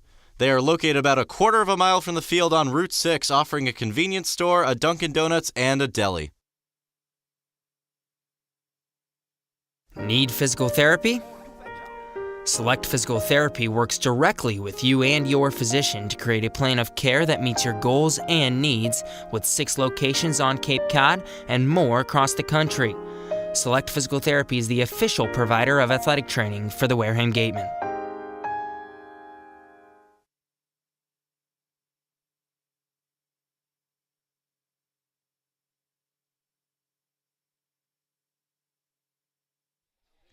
Top of the fifth we go. The Gatemen trail by a run. It'll be the top of the lineup, though. Ryan Campos, Hogan Windish, and Max Anderson. Campos has been seeing the ball really well as of late. Singled in the third. Drilled in 2 runs. And the guy on deck brought in Campos on a sac fly. They're trying to get something going here once again. In the top of the fifth. A back and forth battle. First, Cotuit took a 2-0 lead. Then the Gatemen scored 3 in the top of the third. And in the bottom of the fourth, 2 runs more scored by Cotuit to give them a 4-3 lead. Well, here's Campos. 1 for 2 on the night. Brooks back on the mound for his third inning of work. First pitch cut on and missed. Slider down and away. 1-1 the count. Brooks aiming to strike out his 5th batter of the last 6 he's faced. And at top of the lineup that doesn't strike out too much.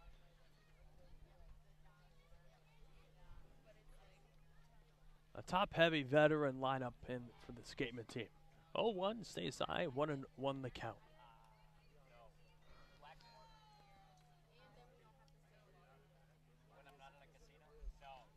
Cotuit out-hitting Wareham 7-2.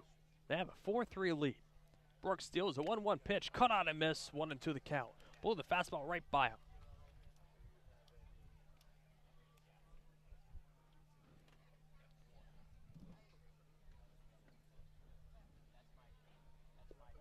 Brooks quickly set.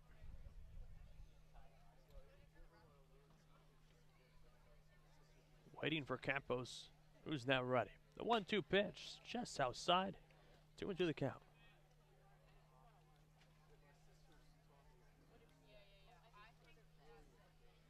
Two balls, 2 strikes on the lefty Campos.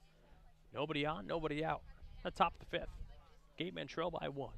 That one hit well to left, drifting over in foul territory. Right now, right over the fair line.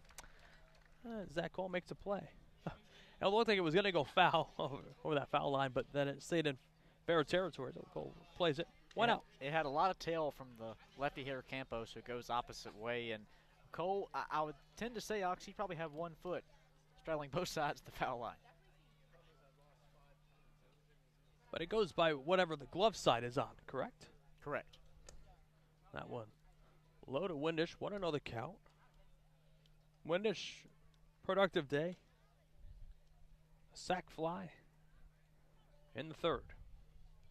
1-0 pitch, stays high now, 2-0 the count. So is it automatically, and this is a baseball broadcast question for you on air, is it automatically implied, if I just say a sac fly, that he has an RBI? Yes. That one, rope to left, and it will dunk in for a base hit. Windish will stop at first. 1-out single by Windish here in the fifth.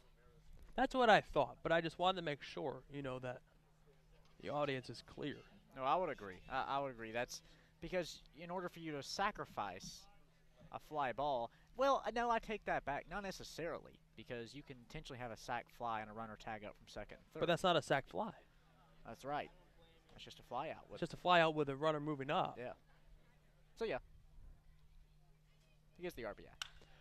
Anderson drills it to center. Back is Baldwin on the track at the wall. It is gone! A 2-run shot by Max Anderson. Oh, the Gatemen back on top in the fifth.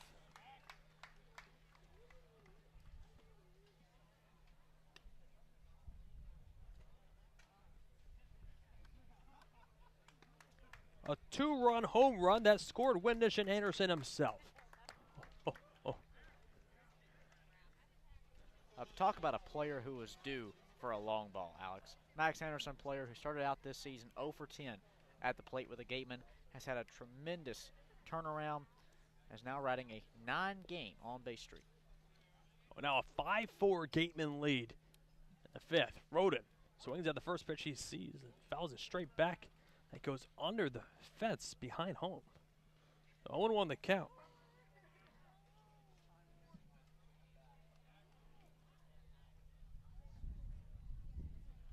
What a great baseball game, too. Back and forth, back and forth. We've seen great ABs. We've seen great stuff from pitchers.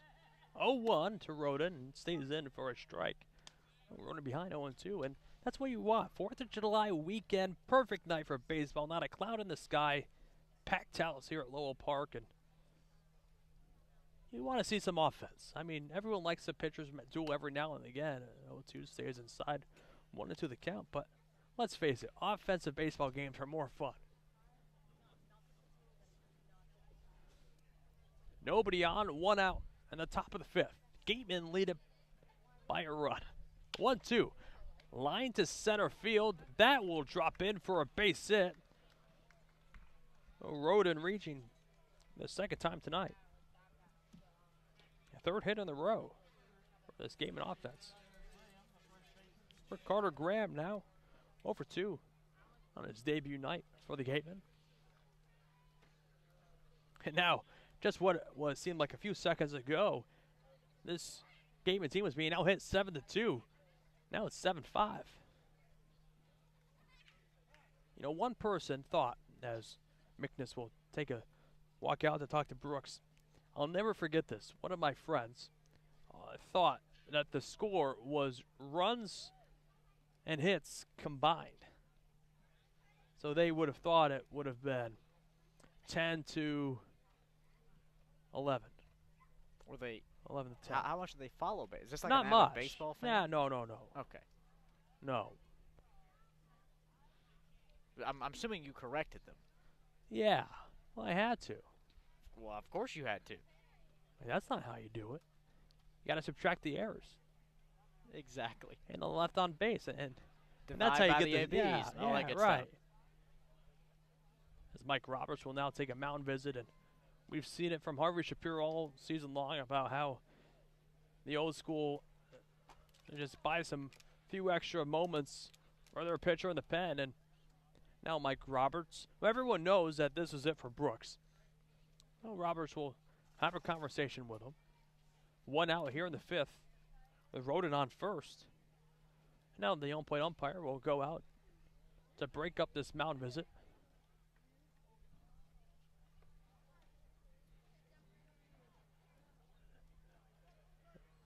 There's still no official call to the pen, and now it is. So we'll take a quick break on the Wareham Gateman Broadcast Network. New pitcher coming in. We'll give you more information on him. Runner on first, 1 out in the top of the 5th. Gateman have a 1-run lead. Stay with us.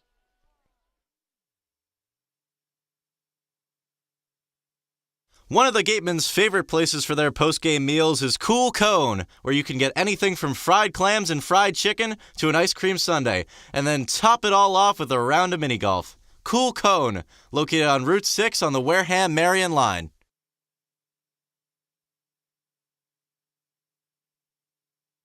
Looking for a turnkey rental experience on the Cape? Gibson Sotheby's International Realty has a dedicated team of rental professionals ready to provide homeowners and guests with exceptional service. For Cape Cod rentals, nothing compares. Each office is independently owned and operated. Sotheby's International Realty is a registered trademark. Curry College is where you go to become anything you want. Curry prepares students to engage in successful careers with learning beyond the classroom. Explore undergraduate programs, including new majors in environmental science, sport and recreation management, graphic design, marketing, and computer science. Online at curry.edu. Catchers aren't the only ones protecting home. With Rogers Gray, you have more coastal homeowners insurance options and a true expertise in their people. Protect your home with Rogers Gray. Rogers Gray is a proud sponsor of the Cape Cod Baseball League. Learn more at rogersgray.com.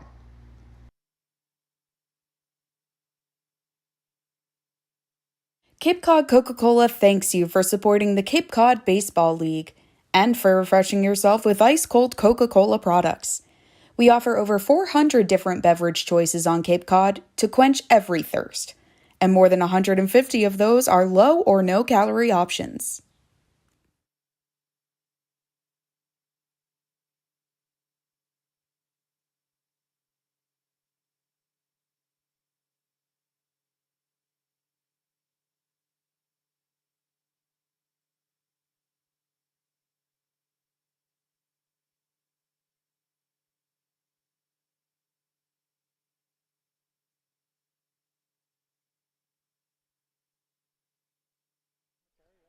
Well, new pitcher out of this Kettleers pen is Will Jacobson out of Harvard University, hometown, Boston, Mass. Comes into a spot with Roden on first, only one out in the top of the fifth, but on a two-run, Max Anderson shot to center field. It's a 5-4 Gateman lead, and with a home run bumper at the plate, and Carter Graham. Jacobson deals the first pitch, cut on a miss. One changeup. Speaking of Boston, Alex, that was a city you were in earlier today. I was in Boston earlier today. Jacobson set at the shoulders. 0-1, and that one line foul, left field. Took me about 2 hours and 20 minutes, give or take, to get to the ballpark today. How was the drive? Good playlist? Yeah, good playlist. Are you a music guy in the car or a podcast guy? I don't know. I never listen to podcasts. Okay. Never. You host a podcast, but Yeah, you don't sure. listen to it. No, it's like you don't eat McDonald's if you work at McDonald's, you know? Fair enough. Jacobson set out the shoulders, Roden off first. The 0-2 gets away from McNiss behind the plate. And advancing this second, standing up, is going to be Roden. Well, that eliminates a double play possibility. We'll see the infield go back. Well, 1-2 the count. Now it's a Graham. 0-2 in his debut game of the Gateman. Carter Graham was set to make his debut in last night's matchup against Brewster, but his first flight was delayed from the West Coast, so he didn't get to the game in time. I was a little worried I was going to have to deal with that today. 1-2 pitch, fouled straight back. Okay, holds 1-2. Now, of course, now we have to talk about your trip. Kansas City, how was it? Oh my gosh, it was awesome. It was awesome. One of my good friends, Vinny Pasquantino, got the call up. It was made his major league debut 2 nights ago, and that's something you can't miss. So it was pretty special to be there and see Vinny make his major league debut with the Kansas City Royals. Now off day today, off to Detroit. 1-2 bounces into McNiss. 2-2 the count. Didn't get to see his first hit, but got to see him reach base for the first time. Worked 2 walks yesterday in the day game. On-base percentage matters too. That's right. He had to strike out, so his strikeout to walk ratio is pretty good, 2-0. Not too many players in the big leagues have that anymore. Roden on second, 1 out here in the 5th. That's a 5-4 Gateman lead. Jacobson deals a pitch that stayed low. Now 3-2 the count. Of course, we're glad you enjoyed your trip, but it's good to have you back. Missed you for 2 days, bud. It's good to be back. It's kind of hard to twist my arm. Hey, you got to leave Kansas City, but you're going to Cape Cod. Not a bad return trip. Not at all. A 3-2 pitch incoming. Runner in scoring position for the Gatemen. That one stays low in the dirt. So Graham works a walk to continue this 1-out rally in the 5th by the Gatemen. This Cotuit team does not look the same as it did about a week and a half ago. Like we said, they were off to the 4th best start in Cape League history, 9-0, before dropping their first game, and now they've totaled 2 losses on the season in their last 10 matchups. Well, that sends up Blake Wright with runners on first and second with 1 away. Wright 0-2 on the night. Jacobson deals a pitch, cut on and miss. Nasty breaking pitch there. That fooled Wright. Way out in front of it, 0-1 the count. Second straight batter now that Jacobson's faced, and he's gone first pitch changeup and gotten a miss on. Again, like we said, it's pretty special when you can throw a pitch That is nowhere near a strike, but is one. Runner goes, the pitch low, and there's going to be no throw down to second base. So Roden steals third. Now runners on the corners with one out here in the fifth. Roden's first stolen base of the season, and for the Gatemen, that's their sixth. Who would have thought Roden's first stolen base on this team would be third base? Creating chaos on the base pass, and that's what the Gatemen looking to do here. Try to just add on another run to create more of a separation between just the one-run lead that they have now. Jacobson deals a 1-1 pitch, stays low, right holds up, and it gets away from Mickness, and coming home is going to be Roden, who's out at home. It looked like Roden was going to be safe, but home plate umpire says otherwise. It's going to be no argument there. Well, that's a second out, and that's a huge one. That's a big-time blow to Wareham right there. It looked almost, Roden hesitated a little while because Mickness, well, it's because he didn't notice it, but he didn't sell it that the ball was behind him. Right. So Roden was having to just try and see, and then when eventually he saw, then he took off. But great recovery job from Jacobson. And it was Wright that waved him home. And Roden listened to him, and I thought he was safe. Well, Jacobson behind now, 2-1 on Blake Wright. Advancing on second, though, Carter Graham, but that one lined right to the shortstop Ritter. Will make the long throw to first in time to end the inning. Well, it was a 2-run home run by Max Anderson that retook this Gateman lead. It's 5-4 Gateman. Stay with us on the Wareham Gateman Broadcast Network.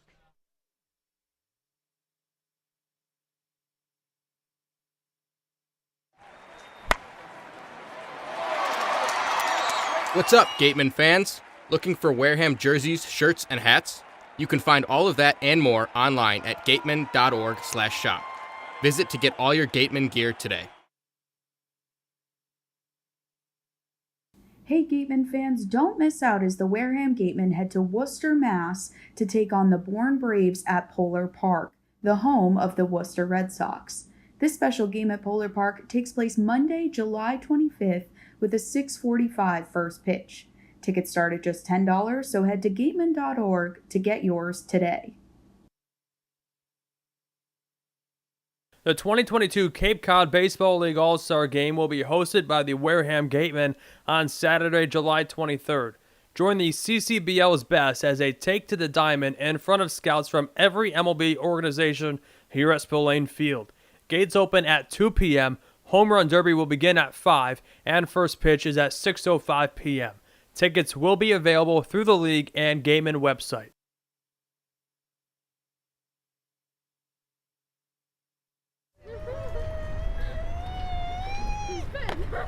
Beat the heat and join us at Waterways, a water experience unlike any other this side of the bridge. Open daily, head over to the water park on Route 28, the Cranberry Highway.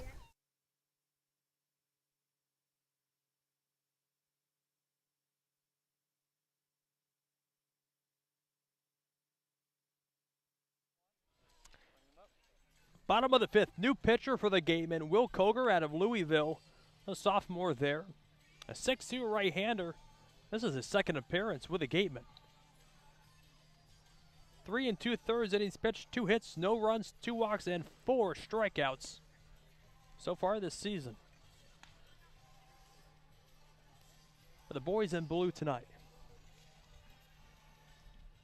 And a key one-run lead right now that I think is crucial for Koger to step into this ball game and pick up where Jason Woodward left off. Yes, he had gotten hit around a bit. 2 triples were the kryptonite, but top to bottom, this is a Cotuit team that's tossed up 7 hits on the scoreboard tonight. Koger has to come in and do what the bullpen has done in recent days that, well, Alex, they went on that stretch that they struggled in, and that's throwing quality innings. Well, final line on Jason Woodward tonight. 4 innings, 7 hits, 4 runs, no walks, and 3 strikeouts. He faced 18 Kettleers. Well, not too bad. I mean, this is the first place Cotuit team, and some of it was just bad luck.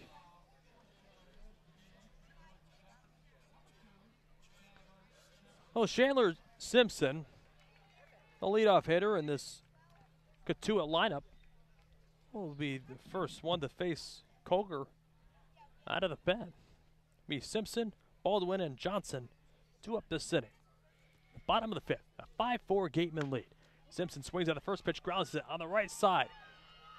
Padilla over to Graham, in time, one away. That's a routine ground out for most players, but Simpson's speed, he was maybe a half step too late. I would always say, I mean, the best comp I can give to Chandler Simpson is Curtis Granderson.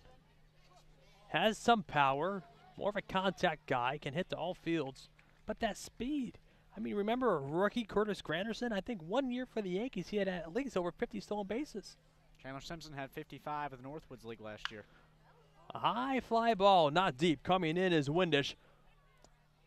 But now Blake Wright going out to make the play, helping out Windish there. 2 away.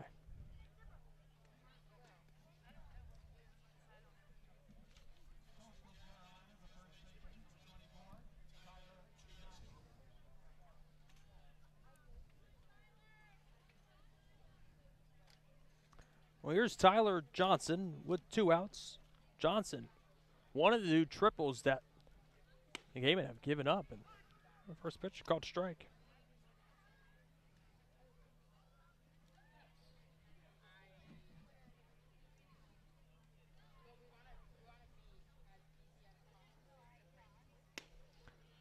That one missing low. Fastball. 1 ball, 1 strike. The lefty Johnson. 0 for 2 with 2 Ks today. Colger looking to work a 1-2-3 inning. 1-1 pitch. Just outside, 2-1 the count. Colger might be missing. It's not by much. This has been an elevated strike zone. One thing you can say, Alex, it's been a consistent elevated strike zone. Yeah, it's been consistent. Colger kicks and delivers a 2-1 pitch. Popped him up. Drafting over to his left is going to be Anderson, there to make the play to end the inning. No runs, no hits, no errors, and nobody left. At the end of 5, it's a 5-4 Gateman lead. Stay with us right here. Come on back.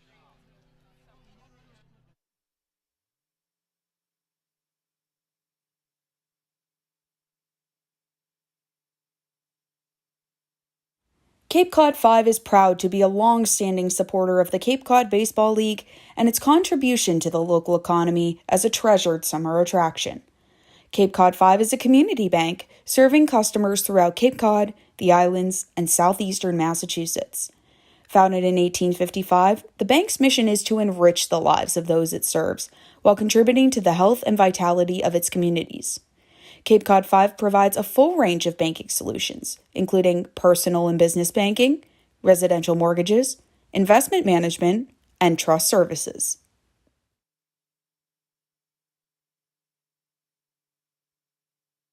Gibson Sotheby's International Realty is a proud sponsor of the Cape Cod Baseball League. List your home with Eastern Massachusetts' premier real estate firm. Don't just get it on the market, get it the attention it deserves. Each office is independently owned and operated. Sotheby's International Realty is a registered trademark. With competitive pay, state-of-the-art facilities, and opportunities in service, sales, accounting, HR, marketing, IT, and more, a job at Milton Cat, the Northeast Caterpillar dealer, is more than a career choice. It's a choice career. Visit miltoncat.com/careers to join their growing team.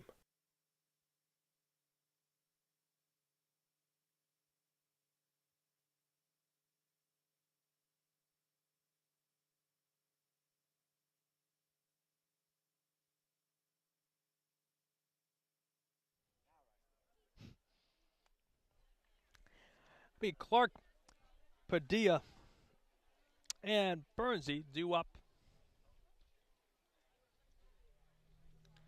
here on the top of the 6th. 5-4 Gateman. Pitch low.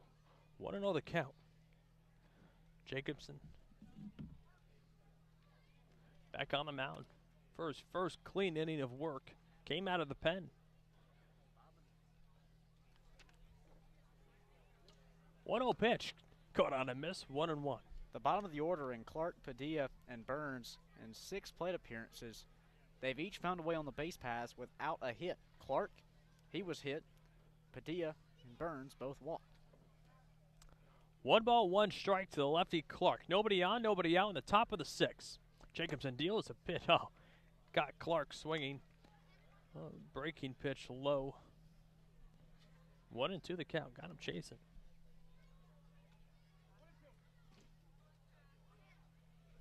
One and two now to Clark. The pitch. High pop up. We'll see if it stays in fair territory. It does. Troy makes a play. 1 away. Tommy Troy covers a lot of ground from that second base spot. That's now 2 balls hit just along the foul line. He got to that one. The other was a sliding miss. That was deep in the foul territory, almost in the seats. Oh, with 1 away, here's Brian Padilla. Flew out and walked so far tonight. First pitch taken low for a strike. 1-1 the count.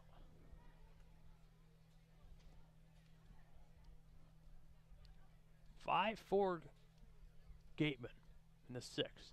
0-1. Slider outside. 1 ball, 1 strike to the right-hander. Padilla pinch hit.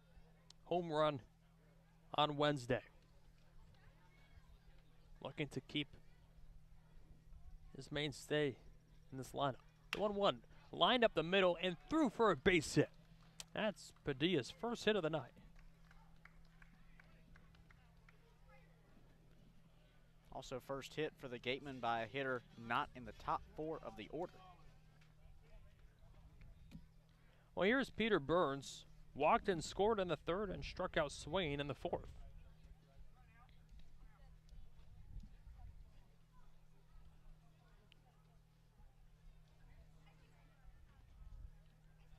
Padilla on first, 1 out here in the 6th. Jacobson deals, which cut on a miss. Nasty slider there. 0-1 the count.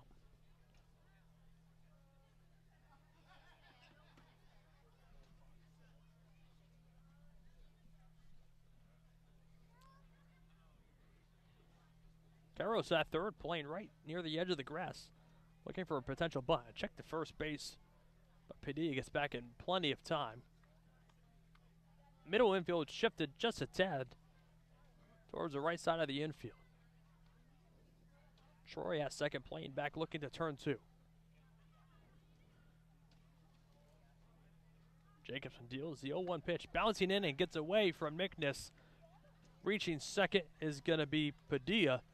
And now we'll see the defensive alignment change once again, now with a double play possibility eliminated. 4th pass ball tonight for Nickness behind the plate. You know he's going to be frustrated with how Wareham's just simply capitalized on the base paths on those miscues.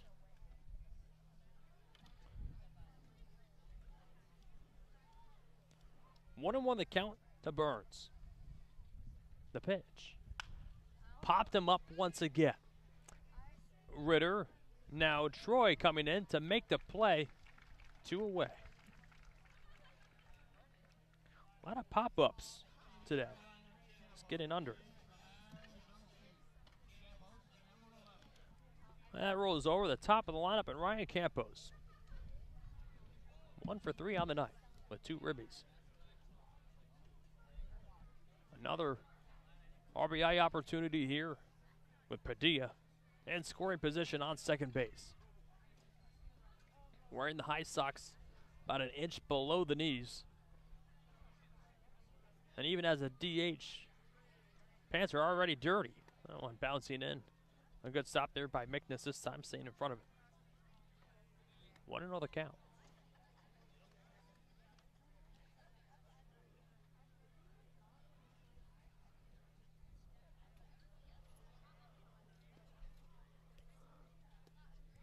Hogan Windish on deck.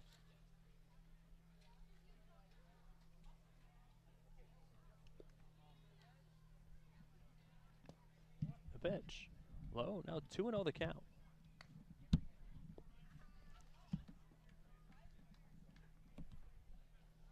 2 balls, no strikes.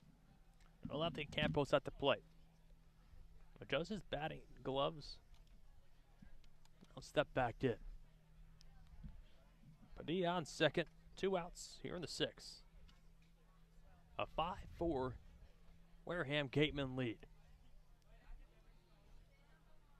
2-0. Line hit well to right, but will go foul. Campos only hit 2 collegiate home runs and a go-ahead grand slam just a few nights ago. A big swing for a player who I think is going to be one of the hottest names when it comes to the MLB draft in 2 years. Just a true freshman for Arizona State. I look for him to explode in his sophomore season. He's been just so fun to watch. Rarely see a catcher in the leadoff spot, but Campos is there. 2-1. Lined, but right at a diving Troy, who will throw on his backside over to Johnson in time to end the inning. No runs, 1 hit, no errors, and 1 man left after 5.5 of play. It's a 5-4 Gateman lead. Don't go anywhere. We'll be right back. Stay with us on the Gateman Broadcast Network.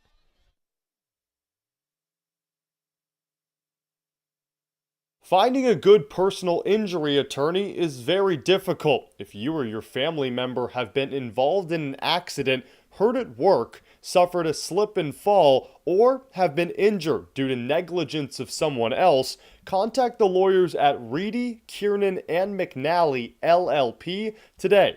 They are experienced trial attorneys who practice in all of the courts in the Commonwealth. The firm has been recognized by Best Lawyers in America for outstanding legal representation. Contact Reedy, Kiernan, and McNally, LLP today. The firm is located at 267 Main Street in Wareham and 2318 Acushnet Avenue in New Bedford. Call 508-295-0286 or visit their website www.rkm-law.com.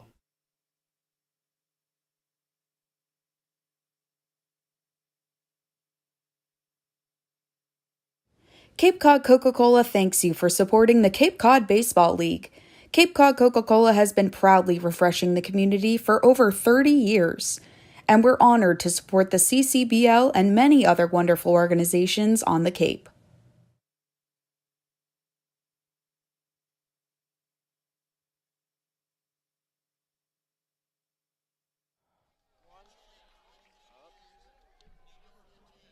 Bottom of the 6th we go. It'll be Josh Pearson, Zach Cole, and Kyle Carros due up for the Kettleers. Will Koger back on a bump for his 2nd inning of work. A right-hander out of Louisville. Shut down this Cotuit order. 1-2-3 on bottom of the 5th. Sun beginning to set. And the hourglass starting. Eventually the sand will run out and this game can't be played if it gets to it. First pitch, a called strike. All regulation non-doubleheader Cape League games go 9 innings, but feels like here and that one fouled away. And Brewster, when the sun goes down, there are no stadium lights, like you alluded to, Alex, so that will be the game. I know Brewster, as the summer goes on, and of course the sun starts setting earlier and earlier, they're used to playing 7 and 8s every night. The 0-2 pitch incoming by Koger. That one just missing outside. 1-2 the count. Pearson grounded out to second in the second inning and lined out to right in the 4th. Koger set and delivers a 1-2 pitch. Grounded fouled on the third base side this time. Well, count holds 1-2. Went slider on that one. Pearson got a piece of it to stay alive at the plate. Koger looking for his 2nd straight 1-2-3 inning. Bottom of the 6th, 5-4 Gateman. Alex Feuz, Cade Crenshaw, and Claire Foley with you. The 1-2 pitch. A high fly ball to deep center field. Windish back on the track at the wall. It is gone. A solo shot by Josh Pearson. Side ball game in the bottom of the 6th.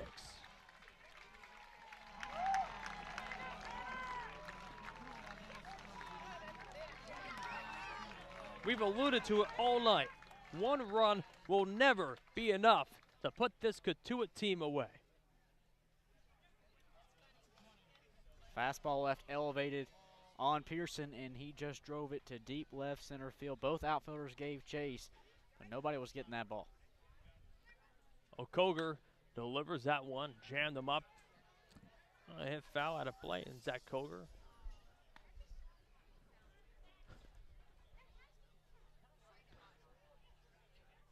Nobody on, nobody out. Yeah, ourselves a tied game at the bottom of the 6th. Koger kicks and fires the 0-1 to Cole. Went the other way with it to deep left field. Clark drifting over in foul territory and makes a diving catch. Wow, what a play by Clark, who dove and made the play in foul territory.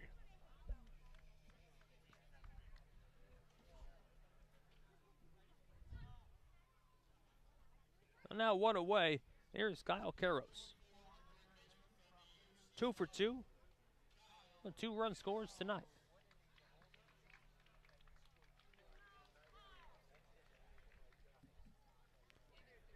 O'Koger quickly set. Kicks and delivers a breaking pitch in there for a called strike to Karros. 1-1 the count.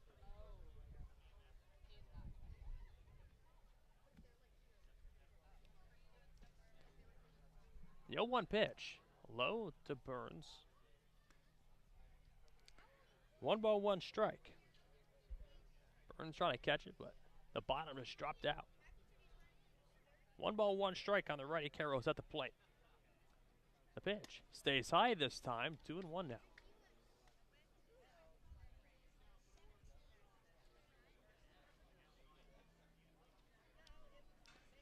Didn't get Karros a chase on the breaking pitch low.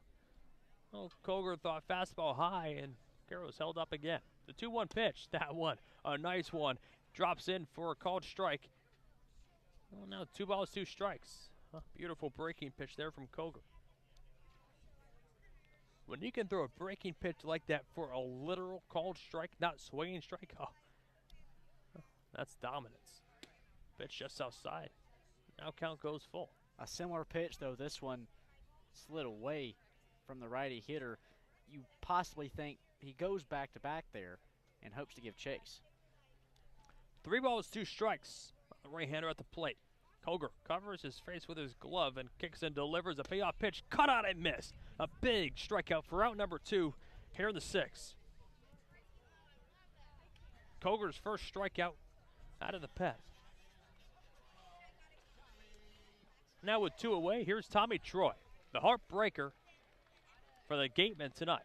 Dream maker for the Cotuit Kettleers, though.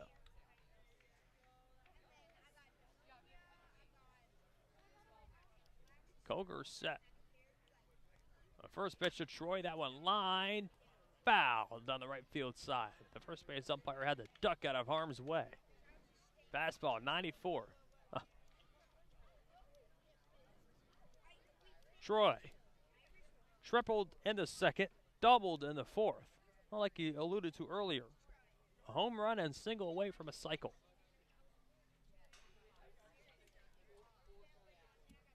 Koger set at the shoulders. The 0-1 pitch popped him up out of play. 0-2 now.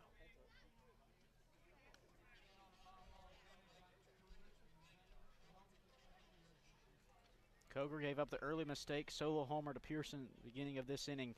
It's important for him to polish it off, keep it at a tie game. The 0-2 pitch fouled away once again out of play. Burns looking for it. We'll go right into the bleachers area. Bouncing in, and the fan makes a nice grab. Well, count holds 0-2, and we'll do it again. Nobody on, 2 away in the bottom of the 6th. It's a tied game, all at 5 apiece. Tommy Troy at the plate.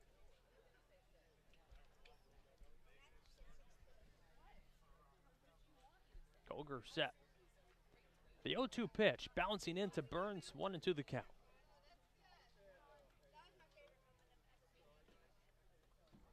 Now do you see the Iron Man reference? I do. I see it now, the red and gold Boston College catching gear of Peter Burns. Looks just like Tony Stark. The 1-2 pitch popped him up. Calling it off, though, is going to be Windish to end the inning. Well, it was a solo shot by Josh Pearson to lead off the bottom of the sixth that tied the game up at 5. We go to the top of the seventh. Stay with us on the Gateman Broadcast Network.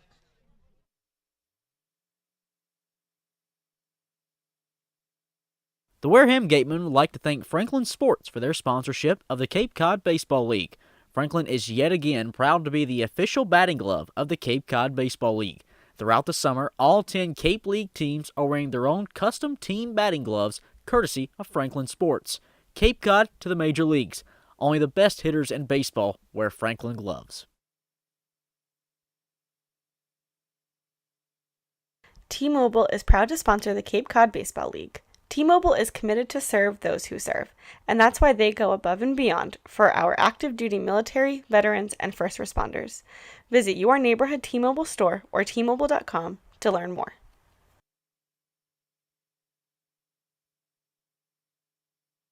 As a proud sponsor of the Cape Cod Baseball League, the Mass State Lottery is celebrating the games we love playing, from the baseball diamond to the mini lottery games that help support all 351 cities and towns across the Commonwealth. So here's to 50 years of winning and 50 more.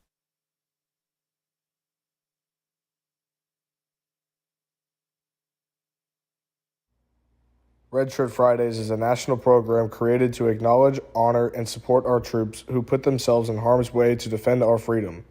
In support of this program, the Cape League teams will be wearing a specially designed red jersey every Friday. This week's special celebration of Red Shirt Friday is sponsored by Zypher Hats, Massachusetts State Lottery, and OT Sports. Support our troops and join us by wearing red each Friday.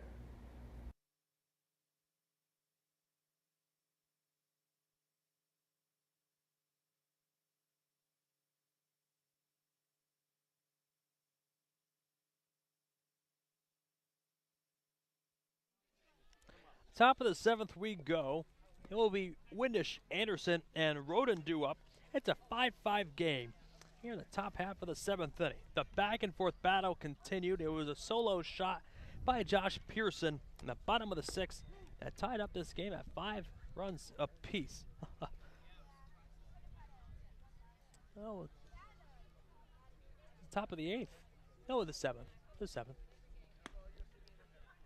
We should be able to finish this game, I think, Alex. Keep in mind, no lights at this field, but the sun here in Cotuit usually doesn't set till around 8:30. That gives us another hour and a half to play the next 3, potentially 2.5 frames.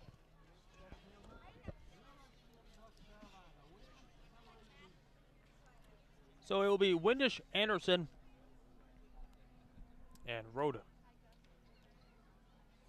Anderson, big 2-run shot back in the fifth.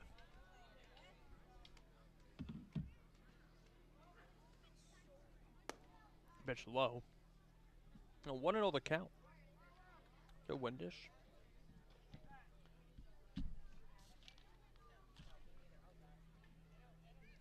Singleton scored back in the fifth.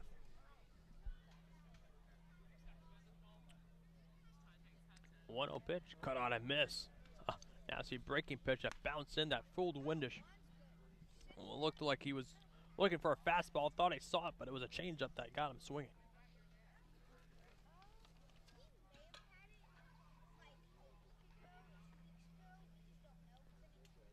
New pitcher on the mound for the Kettleers is Ty Johnson, right-hander out of Ball State University. That one a called strike. 1-2 the count now. Logan Windish has now driven in a run for the 3rd straight game. He's come up in some big-time spots as of late. 1-2 pitch incoming. Johnson set. The 1-2 bouncing in to Mickness. 2 balls and 2 strikes. Nobody out here in the 7th. You know, I do think as well. I think we're going to get this game in. I believe. sun will set right around 8:30, if my memory serves me right. That's typical here for Cotuit, around 8:30. 8:21 to be exact. I was close. Not close enough. The 2-2 hit well to right. Roden, or Pearson drifting back. There to make the play. 1 away.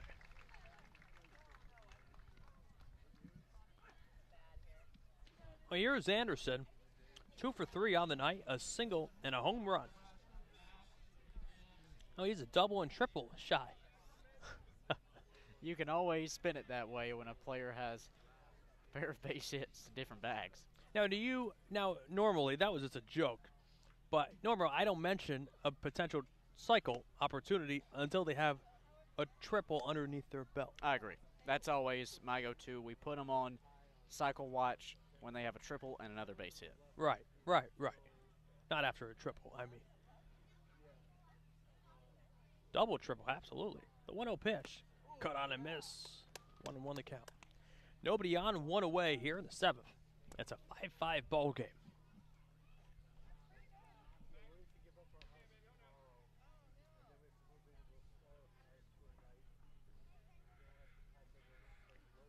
Johnson set at the shoulders. The 1-1 pitch bouncing in way before the plate. 2-1 the count. The Gatemen have had multiple leads tonight, but never more than a run. Always keeping this Cotuit team close, and to no dismay here, it's a tied game at 5 apiece. Johnson set. A 2-1 pitch. Low, now 3-1 the count.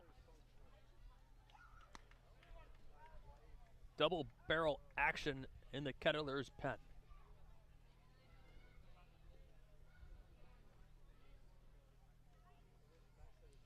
Johnson set right above the belt. The 3-1 pitch stays high. Well, Anderson works a 1-out walk in the top half of the 7th.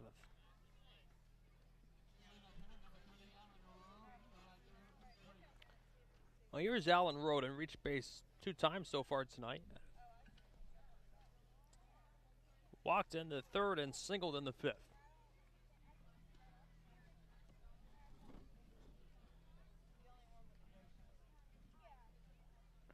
Anderson on first with 1 out here in the 7th. Ty Johnson set out of the stretch for the first time tonight. Roden ropes one deep to right field, and it goes out of the glove of Pearson. Everyone's going to be safe. And E9 on the play. And now it's first and second with still only 1 out here in the 7th. It was right in the glove of Pearson, and right as soon as he was on the run trying to make the play, right as soon as the ball went into it, it just dropped.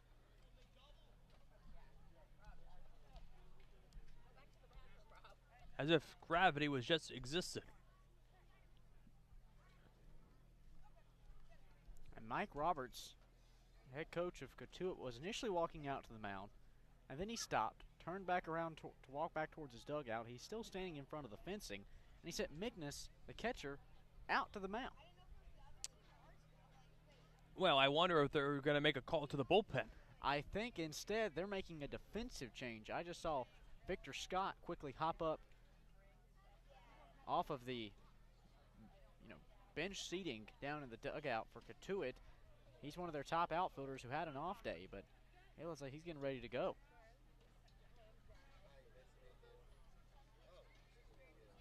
And it does appear that way. Oh, he's just saying it's in the dugout, but now Mike Roberts coming out. And he's looking into that bullpen. And we'll see if there's a pitching change. Still no signal's been made. But you're right, Alex. I don't think he's looked at the pitcher one time. And Victor Scott will take over in right field for Pearson after making an error at right. Very rarely do you see that mid-inning. But in the most prestigious summer league, you see those type of things. So Scott will go into center. Yep. And Baldwin will move over to right in Pearson's spot. Victor Scott will come into the game, and we got ourselves a pitching change. We'll find out who the new Cotuit pitcher is. Stay with us on the Wareham Gateman Broadcast Network.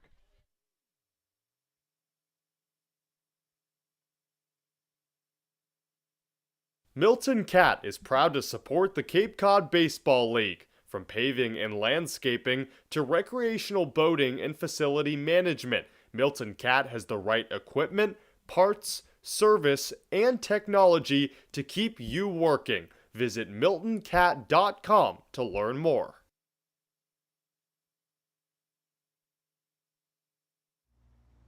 Wherever you call home, from Boston to the South Shore to the South Coast to the Cape and Islands, Rogers Gray has you covered for all coastal homeowners insurance needs.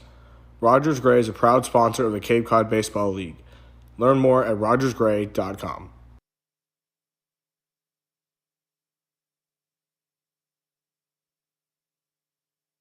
T-Mobile is proud to sponsor the Cape Cod Baseball League. T-Mobile is committed to serve those who serve, and that's why they go above and beyond for our active duty military and veterans. Visit your neighborhood T-Mobile store or T-Mobile.com to learn more.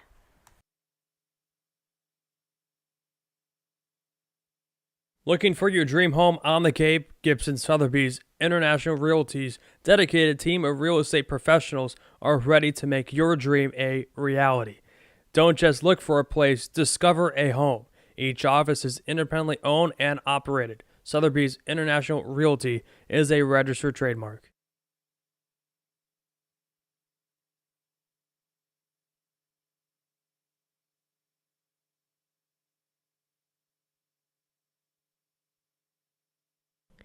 Earn a bachelor's or master's degree, complete a certificate, or take a single course through the Division of Continuing Education and Graduate Studies at Curry College. In-person and online classes run days, evenings, and weekends in Milton and Plymouth. To learn more about programs in accounting, business, criminal justice, education, nursing, and more, visit curry.edu.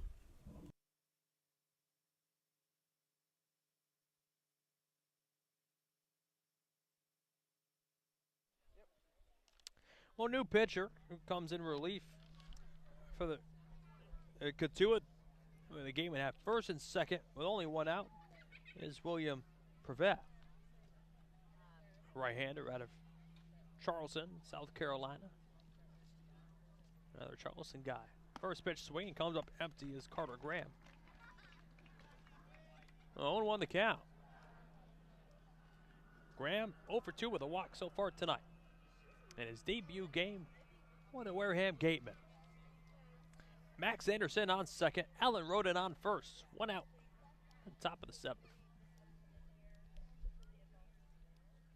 Prevet kicks and delivers the 0-1 in there for a strike. 0-2 the count. So some backstory, which might come into a factor tonight.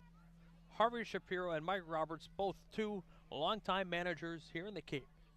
Well, last season, it was Bourne and Cotuit because Harvey was with Bourne. And to my knowledge, I was told this story secondhand. Obviously, I was not there. As the 0-2 pitch, that one out of play behind us here. The count holds 0-2. It was almost a game like this to where either Cotuit was tied or really in the game.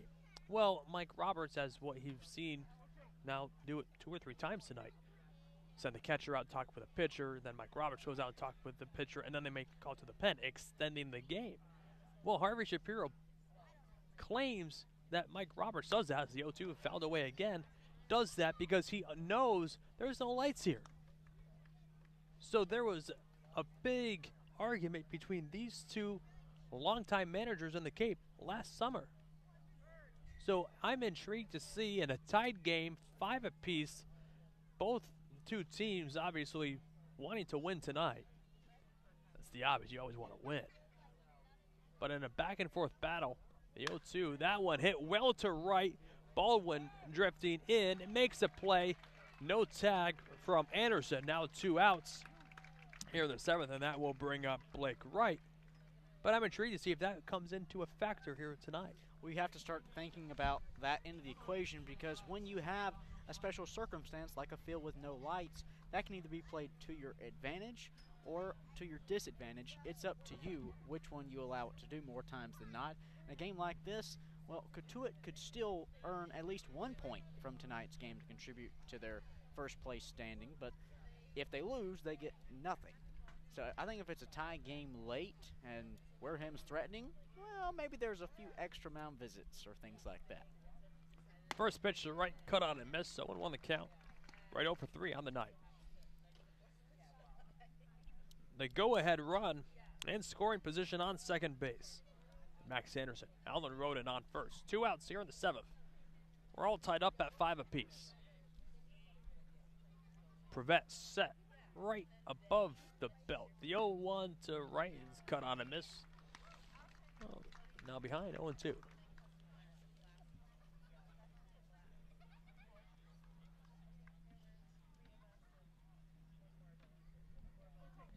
Five here in the 7th. Alex Feuz, Cade Crenshaw, and Claire Foley with you. Prevet delivers the 0-2 pitch and a grounder right over to Ritter, who will go to the quick out at second base to Troy to end the inning. No runs on 1 hit, no errors, and 2 Gatemen left at the end of 6.5 of play. We're all tied up at 5 apiece. Stay with us on the Gatemen Broadcast Network.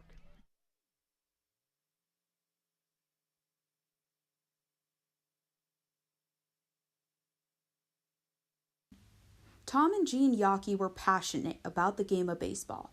Over their 7 decades as owners of the Boston Red Sox, the Yockeys greatly invested in youth and amateur athletics in our community. They recognized the important skills baseball can bring to players both on and off the field: cooperation, respect, teamwork, friendships, and confidence. The Yockey Foundation has been proud to support the Cape League for more than 25 years.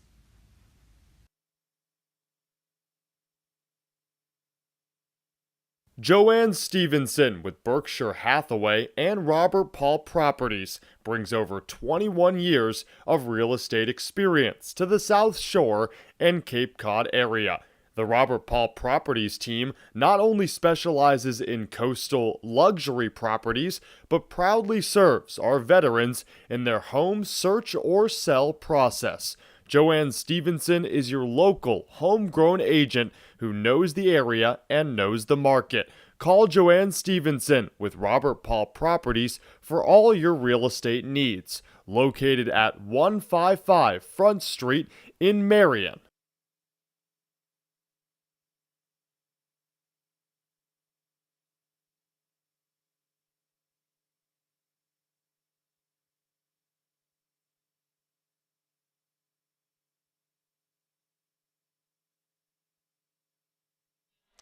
Bottom of the 7th we go. Tied game at 5 apiece. It will be Magnus, Ritter, and Simpson due up for the Cotuit Kettleers. First pitch. Called strike. Colger still on the mound for his 3rd inning of work. The 0-1 pitch drops in for a called strike. 0-2 now.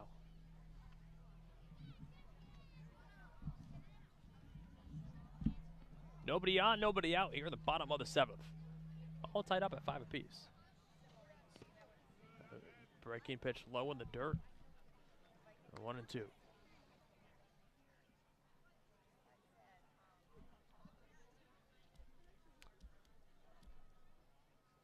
Besides the mistake to Pearson, Cade, Coker's looked great. The 1-2 pitch. A deep drive to right field. Roden drifting back on the track. Makes the catch. 1 away. I thought you had nearly jinxed him, Alex. I thought so too. That's why I sighed. Oof, that was a close one.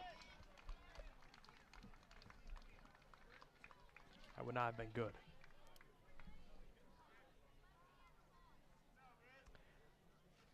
Here's Ryan Ritter, 0 for 2 on the night. Flew out and grounded out. Koger kicks and delivers. Pitch taken outside. Fastball 92 miles an hour.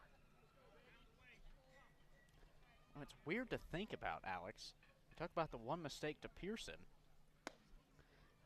And he's a hitter who's not even in the order anymore, replaced defensively in the top half of this inning by Victor Scott.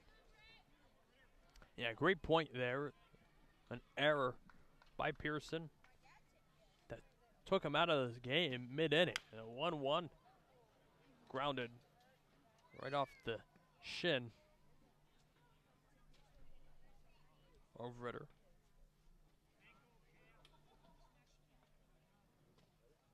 Well, he'll just walk it off.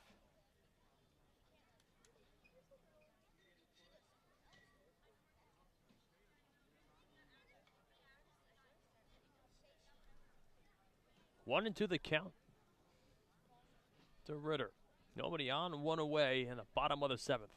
It's a 5-5 game as the sun begins to set.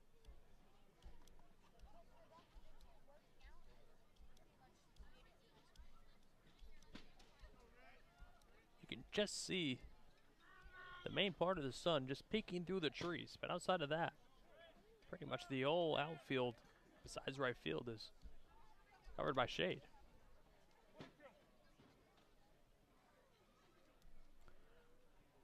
The 1-2 pitch to Ritter. Oh, did he go? No, he did not. The first base umpires as Ritter held up on a nasty breaking pitch that almost fooled him, but Ritter just holding up. Works it now. 2 balls, 2 strikes. The body went, the bat didn't. Just let it go midway around. A 2-2. Low, 3-2. Koger thought the slider would end this at bat with Ritter, but held up, worked it full. A 5-5 game here in the bottom half of the seventh. A 3-2 pitch, just low. Well, Ritter works a 1-out walk that rolls over the top of the lineup in a very dangerous Chandler Simpson. Simpson, a player who came into tonight's game leading the Cape with a .475 average. Just 1 for 3, though, tonight.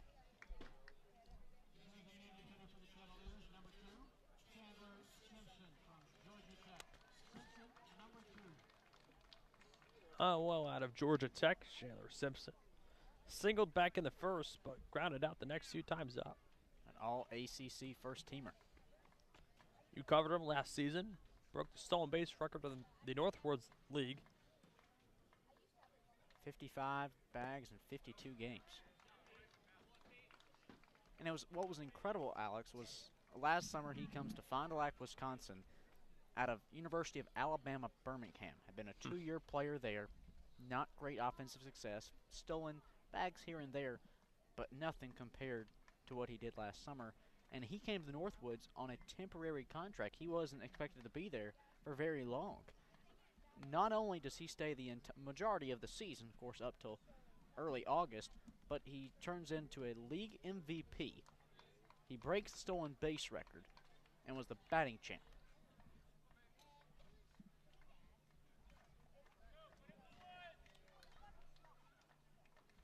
Well, Koger delivers the 1-0 pitch, fouled away. Because of how well he played in Wisconsin, he goes into the transfer portal. Starts garnering some attention from various schools, settles on going back home. Atlanta, born and bred, now at Georgia Tech. He's a first-team all-ACC teamer for them. Hit over 300, I believe close to 400 for the Yellow Jackets. He's a pretty special player. Koger set. Runner on first, 1 out here in the seventh. The pitch.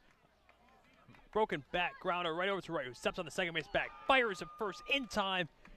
A 6-3 double play to end the seventh. We go to the top of the eighth. We're still tied. Stay with us on the Gateman Broadcast Network. Local craft beer, great food, games, outdoor beer garden, and live music. That's all at Stone Path Malt. Better malt, better beer. Conveniently located across from Wareham Crossing in the West Wareham Industrial Park. Check them out. The law firm of Lang, Exafaris, and Bullard, providing families and businesses in the greater New Bedford community with legal services for 40 years. We look forward to serving you. For an appointment, call 508-992-1270. We invite you to learn more about the law firm of Lang, Exafaris, and Bullard by visiting our website, lxblaw.com. Whether a night at the tap room for pub grub, dinner for the family, or a full-service catered event, Minkle Boys Catering. Food with passion. Book your event today.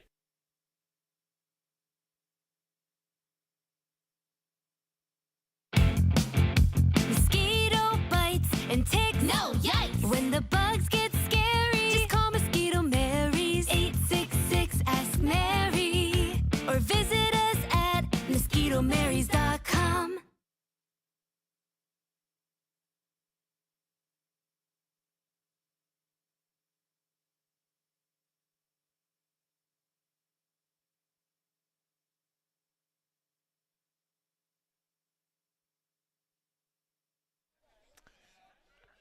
Eighth inning, we go. It'll be Clark, Padilla, Burns.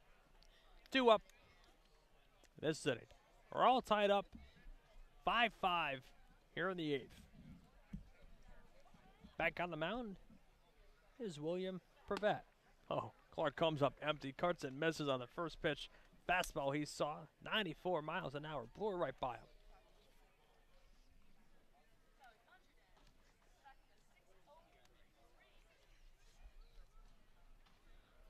The 0-1 pitch. Breaking ball in there for a called strike. 0-2. So Prevet can do it all. Can blow a fastball right by you, but also throw a breaking pitch in there that fools you. 0-2. Stays high. 1-2 the count. Tough pitch for Clark to take. Elevated fastball on the outer half. Usually a spot he prefers as a hitter. Should be behind 0-2. Prevet. The 1-2 pitch. That one drops in for a called strike. 3. 1 away here in the 8th. Well, here's Brian Padilla. Flew out in the 3rd, walked in the 4th, and singled in the 6th. First pitch swinging, lines it into left for a base hit. Oh, Padilla. 2 for 3 on the night. And he's been really turning things around since he's come here. You're right, Alex. And he only had 2 ABs before last night's game, then pinch hits with a homer. Today, 2 for 3 with a walk. Really starting to turn around into a player who is a late add to this team in terms of a rival. He was always on the roster. Just late arrival because UConn made a deep run into the Super Regional, and he was their starting middle infielder. Well, Padilla on first. 1 out here at the top of the 8th. It's a 5-5 ball game. Peter Burns at the plate. Takes a fastball outside. 1-0 the count. Ryan Campos on deck.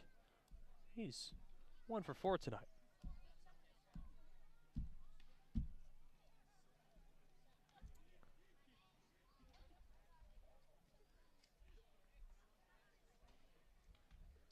A 1-0 pitch.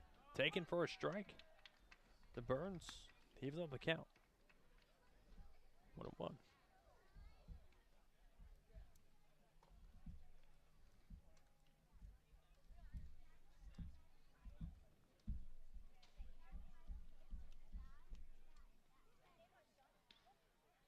The pitch hit the other way, out of play. Burns now behind 1-2. Padilla on first. 1 out here in the 8th. All tied up at 5 apiece.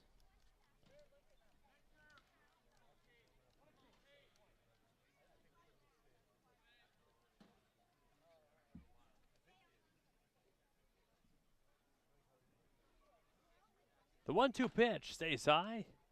2-2. McNess thought about throwing down the first base to try to get Padilla, but just watched him dive back into the first base bag.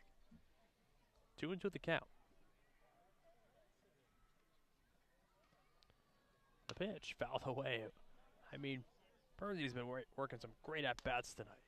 Really has. And he's 0 for 2 with a walk, but like you said, Alex, it seems like every time he's been at the plate, it's been competitive pitch after competitive pitch.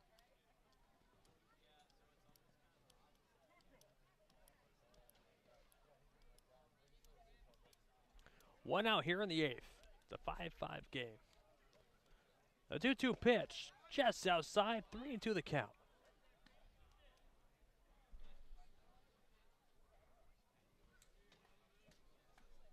Breaking ball, just missing outside.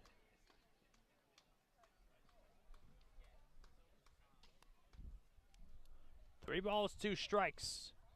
The lefty Burns at the plate. The pitch, outside. Throw down to second is not going to matter. Oh, 1 out walk to Peter Burns, his second one of the night. Now it's first and second for Ryan Campos, the leadoff hitter, and the Gateman lineup.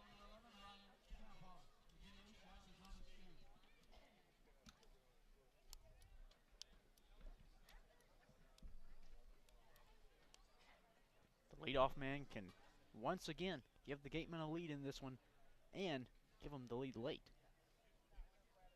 First and second, 1 out here in the 8th. Ryan Campos at the plate. Already drove in 2 runs all the way back to the 3rd, which seems like a whole game ago. That one stays high. Fastball, 94 once again. 1-0 the count.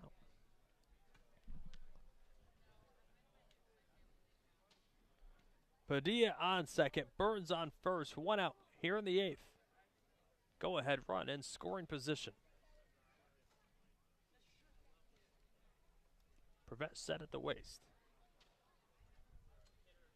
The 1-0 pitch to the lefty Burns stays high, now 2-0 the count.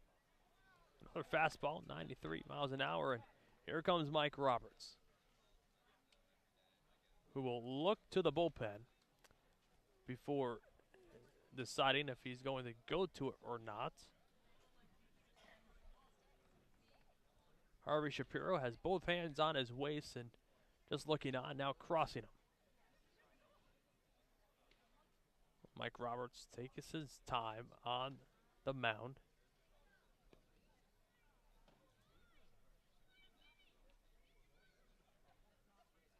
Oh, just a quick word with his pitcher. First time he's taken a visit tonight without a call. Maybe he had just some words of wisdom.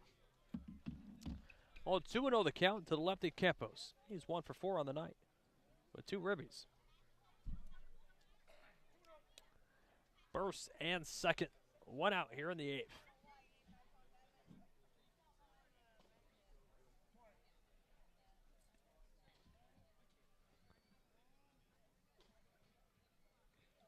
Prevent kicks and delivers a 2-0 fastball in there for a strike. 2-1 the count. Hogan Windish on deck. 1 for 3 with a sac fly.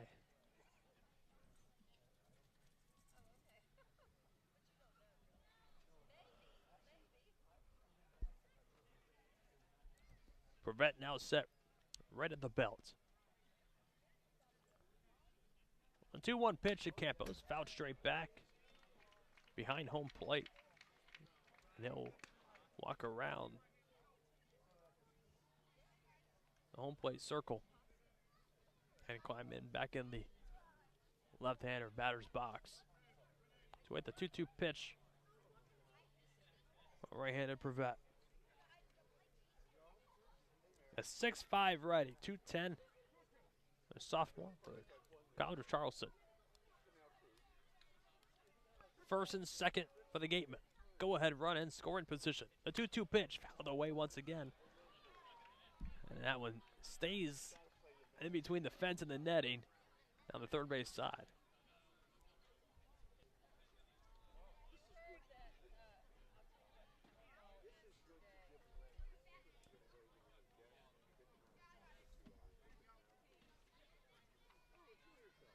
A long at bat here in the 8th.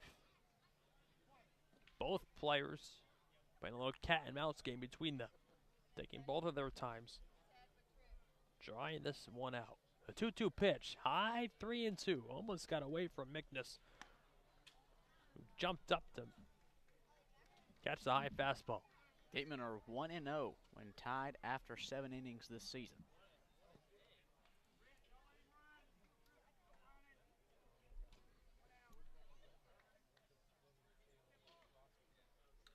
Three balls, 2 strikes. On Campos at the plate. Prevent set. The payoff pitch. Fouled away once again. We might run out of sunlight in this at bat. Or baseballs, one of the two. Sun is setting deep, but we still have plenty of light in the sky, I think, Alex. Yeah. I mean, we got about an hour or about 50 minutes. If we can't play an inning and a half in 50 minutes, then something's wrong. Prevent set. A 3-2 pitch. Fouled away down the third base side. And we'll do the 3-2 again. It's like a scratch record, Alex. Just keeps playing the same thing over and over and over again. A good job from Campos. He's continuing to battle pitch after pitch, and most of these from Prevett have been fastballs that have been left outside, or at least on the outer half.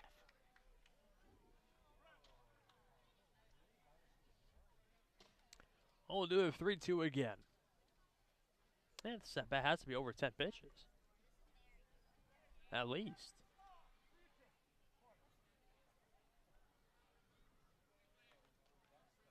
First and second. 1 out here in the 8th. The 3-2 pitch. A grounder on the right side. Troy looks to first base in time, but moves up both Padilla to third and Burns to second. Out 2 away for Hogan Windish. Last night's home run hitter, an opportunity now to break open this 5-5 tie, but he's going to need a base hit to do it, unlike his sax fly did back in the 3rd that brought in a run.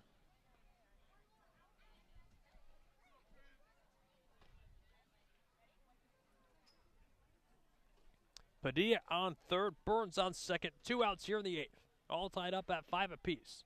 Hogan Windish at the plate. Prevett deals. First pitch taken high. 1-0 the count. Max Anderson, the home run hitter of the night. A 2-run blast back in the 5th on deck.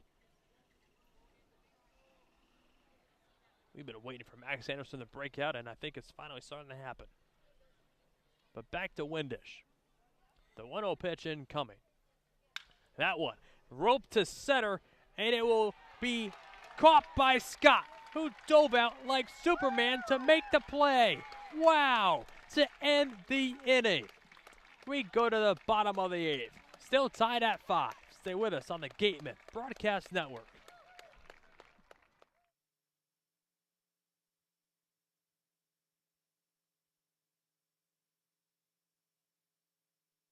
We appreciate and thank the sponsors who support the Cape League and the 10 teams. Our corporate sponsors are the financial backbone of the league. It is with their support that we are able to preserve our long-standing tradition of providing the best family entertainment here on Cape Cod, free of charge. On behalf of the 9 other teams, the Wareham Gatemen, league officers, and the entire Cape League family, we would like to announce and thank our 2022 corporate sponsors. With much appreciation, we recognize the Yawkey Foundation, Gibson Sotheby's, Curry College, the 99 Restaurants, Coca-Cola Bottling of Cape Cod, Badger Sport, Zephyr Hats, Cape Cod 5 Cents Saving Bank, Milton Cat, Mosquito Marys, Massachusetts State Lottery. We will be back to you in the next inning for the second half of this outstanding list of loyal sponsors.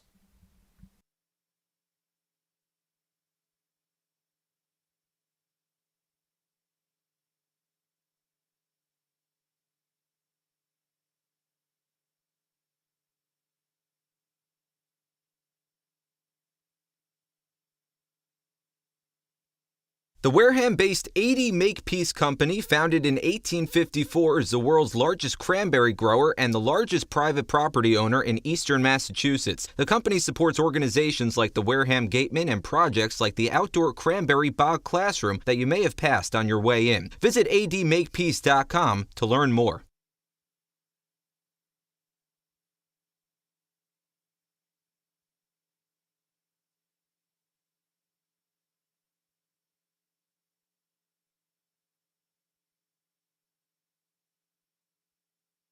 Bottom of the 8th, still tied at 5. New pitcher is Nico Mazat, a Southern Miss, a 5'10 right-hander, making his second appearance of the summer with a Gateman. 1 inning, 1 hit, no runs, 1 walk, and 2 Ks. Comes into a tough spot, trying to keep this 12-2 and 2 Cotuit team to keep this a 5-5 game. It's the 2, 3, 4 hitters due up this inning.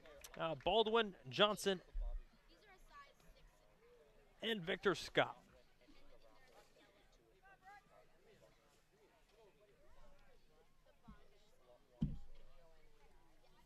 Mazza coming up in a big spot here. Is going to have to work against the top of the order in hopes for the tie. The pitch taken for a strike. 0-1 the count now to Baldwin.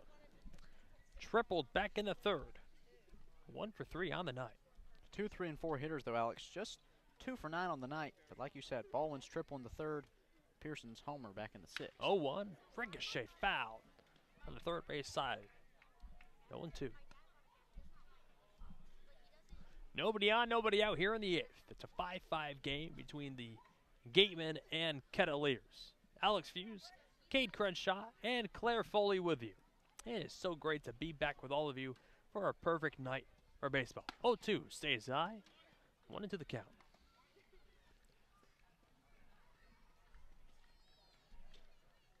I miss you, Cade. It's good to be back with you, bud. It is. 1-2. Oh, just outside. Count now, 2 balls, 2 strikes. Snuck away to Kansas City for a couple days. 2-2 high, 3 into the count. So you're having to settle back in, catch up on things you missed out on, having to fill you in on the stories, the drama, watch the games. The gossip. I watch the games. 3-2. That one roped to right, and that will get down and go all the way to the wall. Stopping at first, though, is going to be Baldwin. It's a leadoff base hit. And now the go-ahead run on first with nobody out here in the 8th.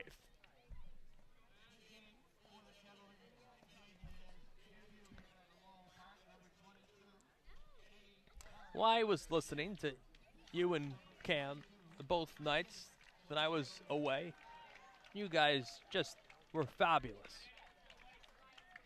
Oh, pinch hitting is Eddie Park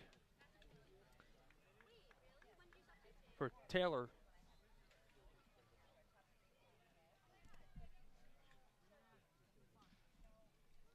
Oh, for Victor Scott. Shows bunt, pulls back for a ball inside.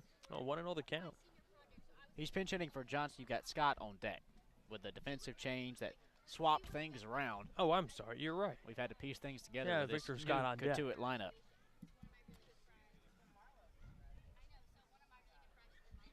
A 1-0 pitch. Shows bunt. Drops it down, but goes foul. We'll count now 1-1. Eddie Park. Pinch hitting here in the 8th. And obviously, I think the playbook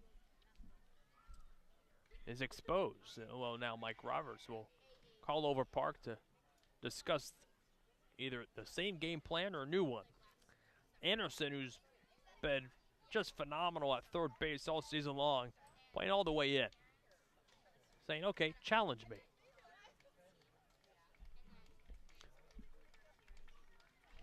We've already seen a bunt play backfire earlier in this game.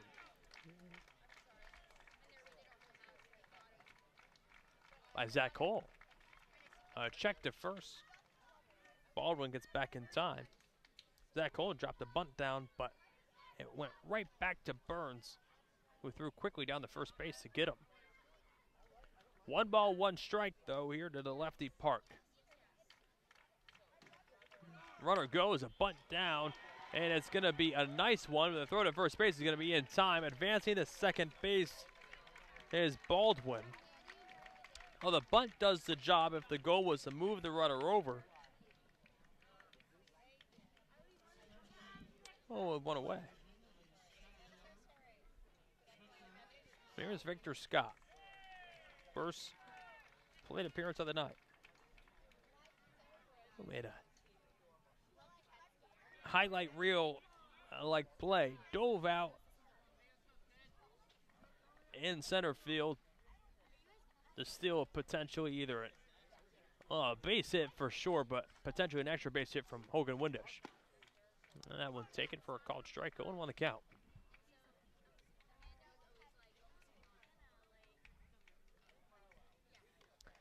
It's a 5-5 game here in the bottom of the 8th. Baldwin on second. 1 out here in the inning. Cotuit trying to take the lead. 0-1. High fly ball to center field. Windish drifting over. Now calling him off is Clark. There to make the play. No tag from Baldwin. Well, now 2 outs for Zach Cole.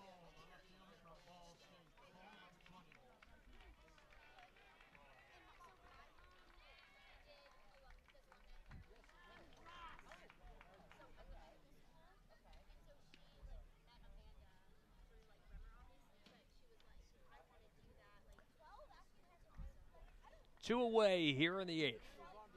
Go ahead run though in scoring position. Baldwin has speed.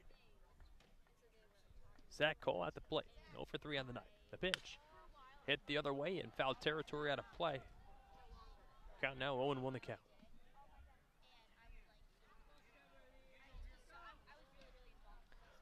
Mazza looking to keep this a tied game going into the top of the 9th.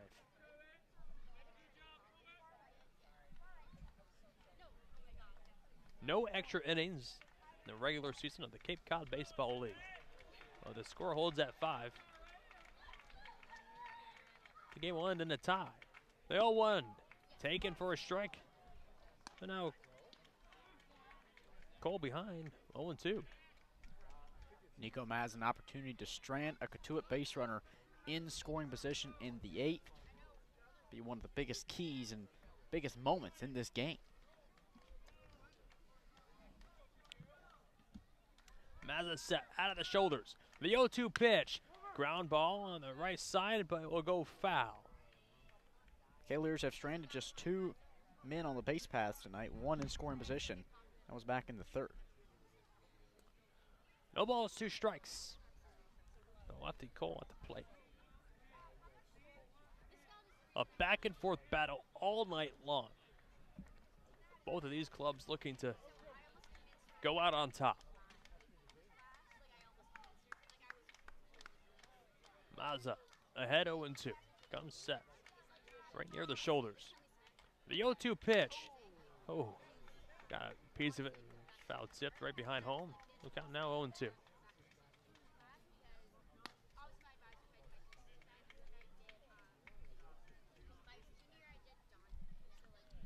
Baldwin on second. 2 outs here in the bottom of the 8th. A base hit would most likely give Cotuit a 6-5 lead heading into the 6th, or 9th. Got my 9s upside down. The runner goes, and now caught in a pickle. Now the play at second, and now charge him is right. Now the play at third is going to be in time to end the inning. Now Baldwin got caught in a pickle on the base pass to end the inning. Oh, no runs on 1 hit, no errors, and nobody left after 8 innings of play. We go to the top of the 9th, all tied up at 5. Stay with us on the Gateman Broadcast Network.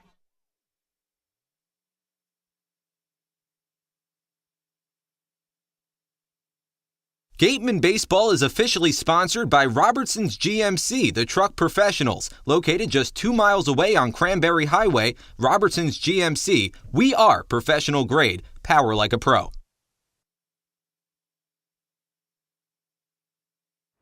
Whether it's life insurance to safeguard your loved ones, an umbrella policy to protect your teen driver, or making sure your home is covered from storm damage, Rogers Gray is there to guide you. Insurance is more than just a box to check. Trust Rogers Gray, a proud sponsor of the Cape Cod Baseball League. The Gateman would like to thank Wareham Country Market for helping to feed the Gateman players and staff after games. They are located about a quarter of a mile from the field on Route 6, offering a convenience store, a Dunkin' Donuts, and a deli. Need physical therapy? Select Physical Therapy works directly with you and your physician to create a plan of care that meets your goals and needs, with 6 locations on Cape Cod and more across the country. Select Physical Therapy is the official provider of athletic training for the Wareham Gatemen. Wareham House of Pizza has been serving Wareham and Marion for over 40 years with steak and cheese, pizza, and subs. Located in Shaw's Plaza, head on over for pickup or let them deliver to you. After the game, visit El Mariachi on Main Street for the best Mexican food in Wareham. The cantina provides a delicious late-night snack accompanied by fun cocktails.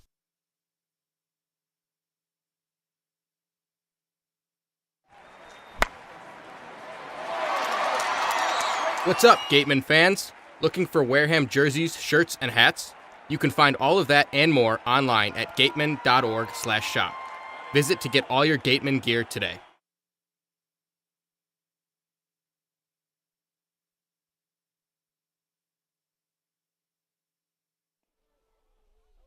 Top of the 9th we go. It's Max Anderson, Ellen Roden, and Carter Graham due up to face the new pitcher on the mound for Cotuit. Joseph Gigg, a right-hander out of Boston College. Comes into a big spot. Trying to keep this a tied game at 5. This is the portion of the Gateman order that you would love to have up. Breaking pitch, missed down and away. 1-0 count. Leading off tonight's home run hitter and Max Anderson. You have Alan Roden, who's 1 for 3, and Carter Graham still in his debut night. Nobody on, nobody out here in the top of the 9th. We've been tied at 5 for a few innings now. 1-0, cut on and miss. Breaking pitch that broke the table and fooled Anderson. 1-1 the count.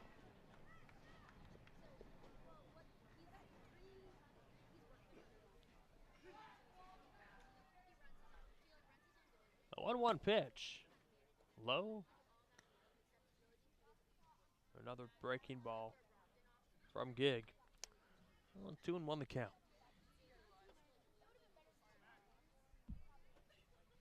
Anderson, Roden, and Graham due up here in the 9th. 2-1 pitch, a chopper on the third base side. Kuros will play it and throw it over to Johnson in time for 1 away. Well, here's Alan Roden, 2 for 3 with a walk so far tonight. One of the more consistent bats in this lineup.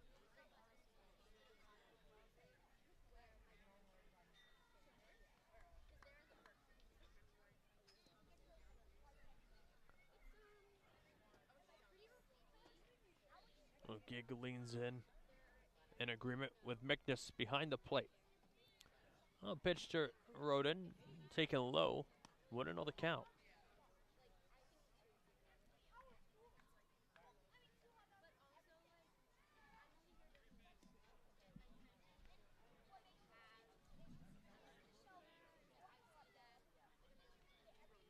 One 1-0 pitch.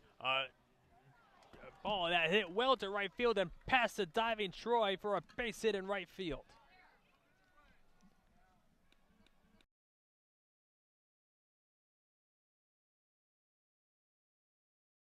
Past Troy into right.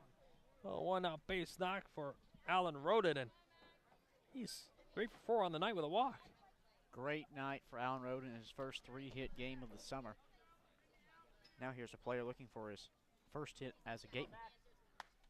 And Mike Roberts will yell out to the outfield saying, no double defense. That one fouled right off the shin guard of Windish. 1-1 the count.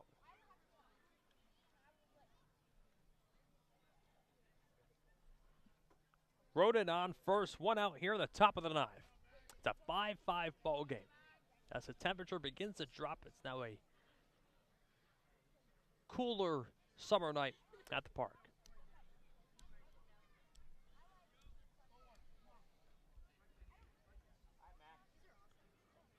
The 0-1 pitch incoming here. Gate deals. Ooh, right into the Cotuit dugout.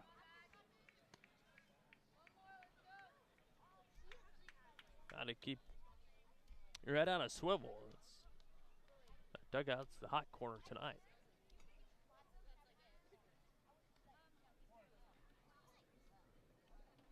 Cade leans in, now set at the waist. Roden off first. The 0-2 pitch. Cut on and miss. But he gets away from Mickness. Advancing to second base is going to be Roden. Now here's Blake Wright.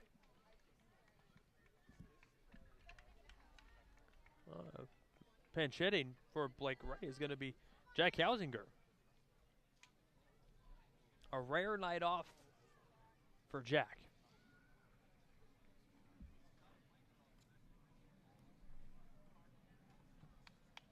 Blake Wright's night is done, 0 for 4 with 2 strikeouts.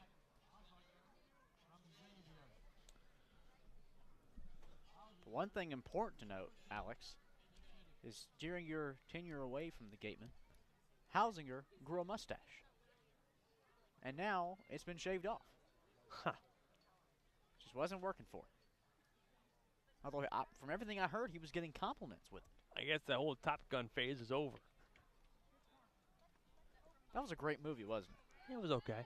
Okay. I'm kidding. I retract any statement I said about Tom Cruise being too old. He was just perfect. Better than the first one. Anyways. Roden on second. 2 outs here at the top of the ninth. Pinch hitting for Blake Wright is Jack Hausinger. In a big spot. A pitch outside. 1-0 count. Infield shifted over. Well, lefty at the plate.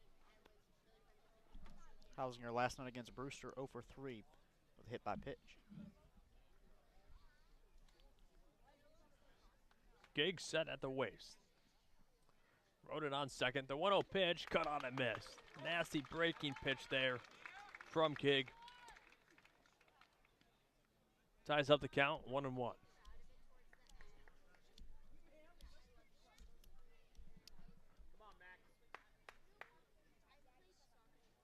Two outs in the top of the ninth, all tied up at 5 apiece.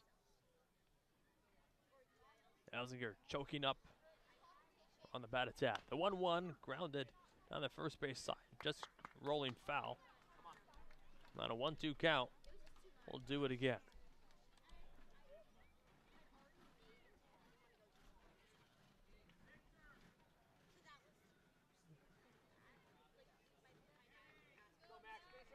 So now Gig will take his time to tie his shoes with 2 strikes here in the ninth. Roden on second, 2 outs. The top half of the ninth inning. Gig ahead here of Hausinger 1-2. Bench hitting for Blake Wright. The 1-2 pitch. Outside, 2-2 the count.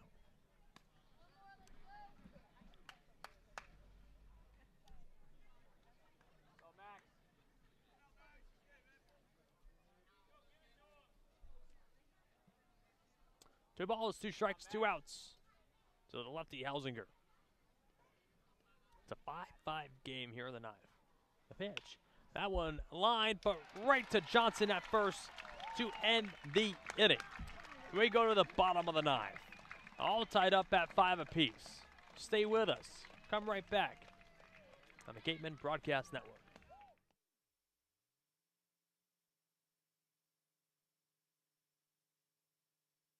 One of the Gateman's favorite places for their post-game meals is Cool Cone, where you can get anything from fried clams and fried chicken to an ice cream sundae, and then top it all off with a round of mini golf. Cool Cone, located on Route 6 on the Wareham-Marion line.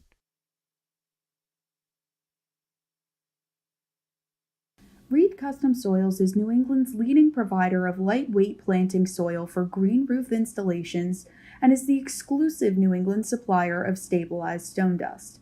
Reed Custom Soils services over 300 golf courses and provides unique blends to fit your needs, all by experienced precision blenders. To learn more about how Reed Custom Soils can serve you, call toll-free 1-800-924-5335 or head to reedcustomsoils.com. Summer is here, and we are finally back to enjoying all our favorite outdoor activities. As temperatures rise, so does the risk for unexpected injuries. South Coast Health Urgent Care Centers are open, safe, and here to provide the care you need when you need it. Our 7 locations are open 7 days a week, 8 a.m. to 8 p.m., Monday through Friday. How about we go to the bottom of the ninth? And it all comes down to this, 5-5, with the Cotuit Cavaliers looking to rally to not end this one in a tie tonight. It's Zach Cole, Kyle Karros, and Tommy Troy due up. That one, a deep drive to right, Roden back on the track, and he made the play. Oh, he got the fans on the edge of their seat. With some excitement here in the ninth, but Roden, who made a great play in right for the first out here in the bottom of the ninth. That was a long fly ball in a big spot. Well, here's Kyle Karros. 2 for 3, with 2 runs scored. That one, another deep drive to right, not deep though. Roden makes the play. 2 away. Back-to-back flyouts to the corner and right field. Cotuit is anxious to try to end this game.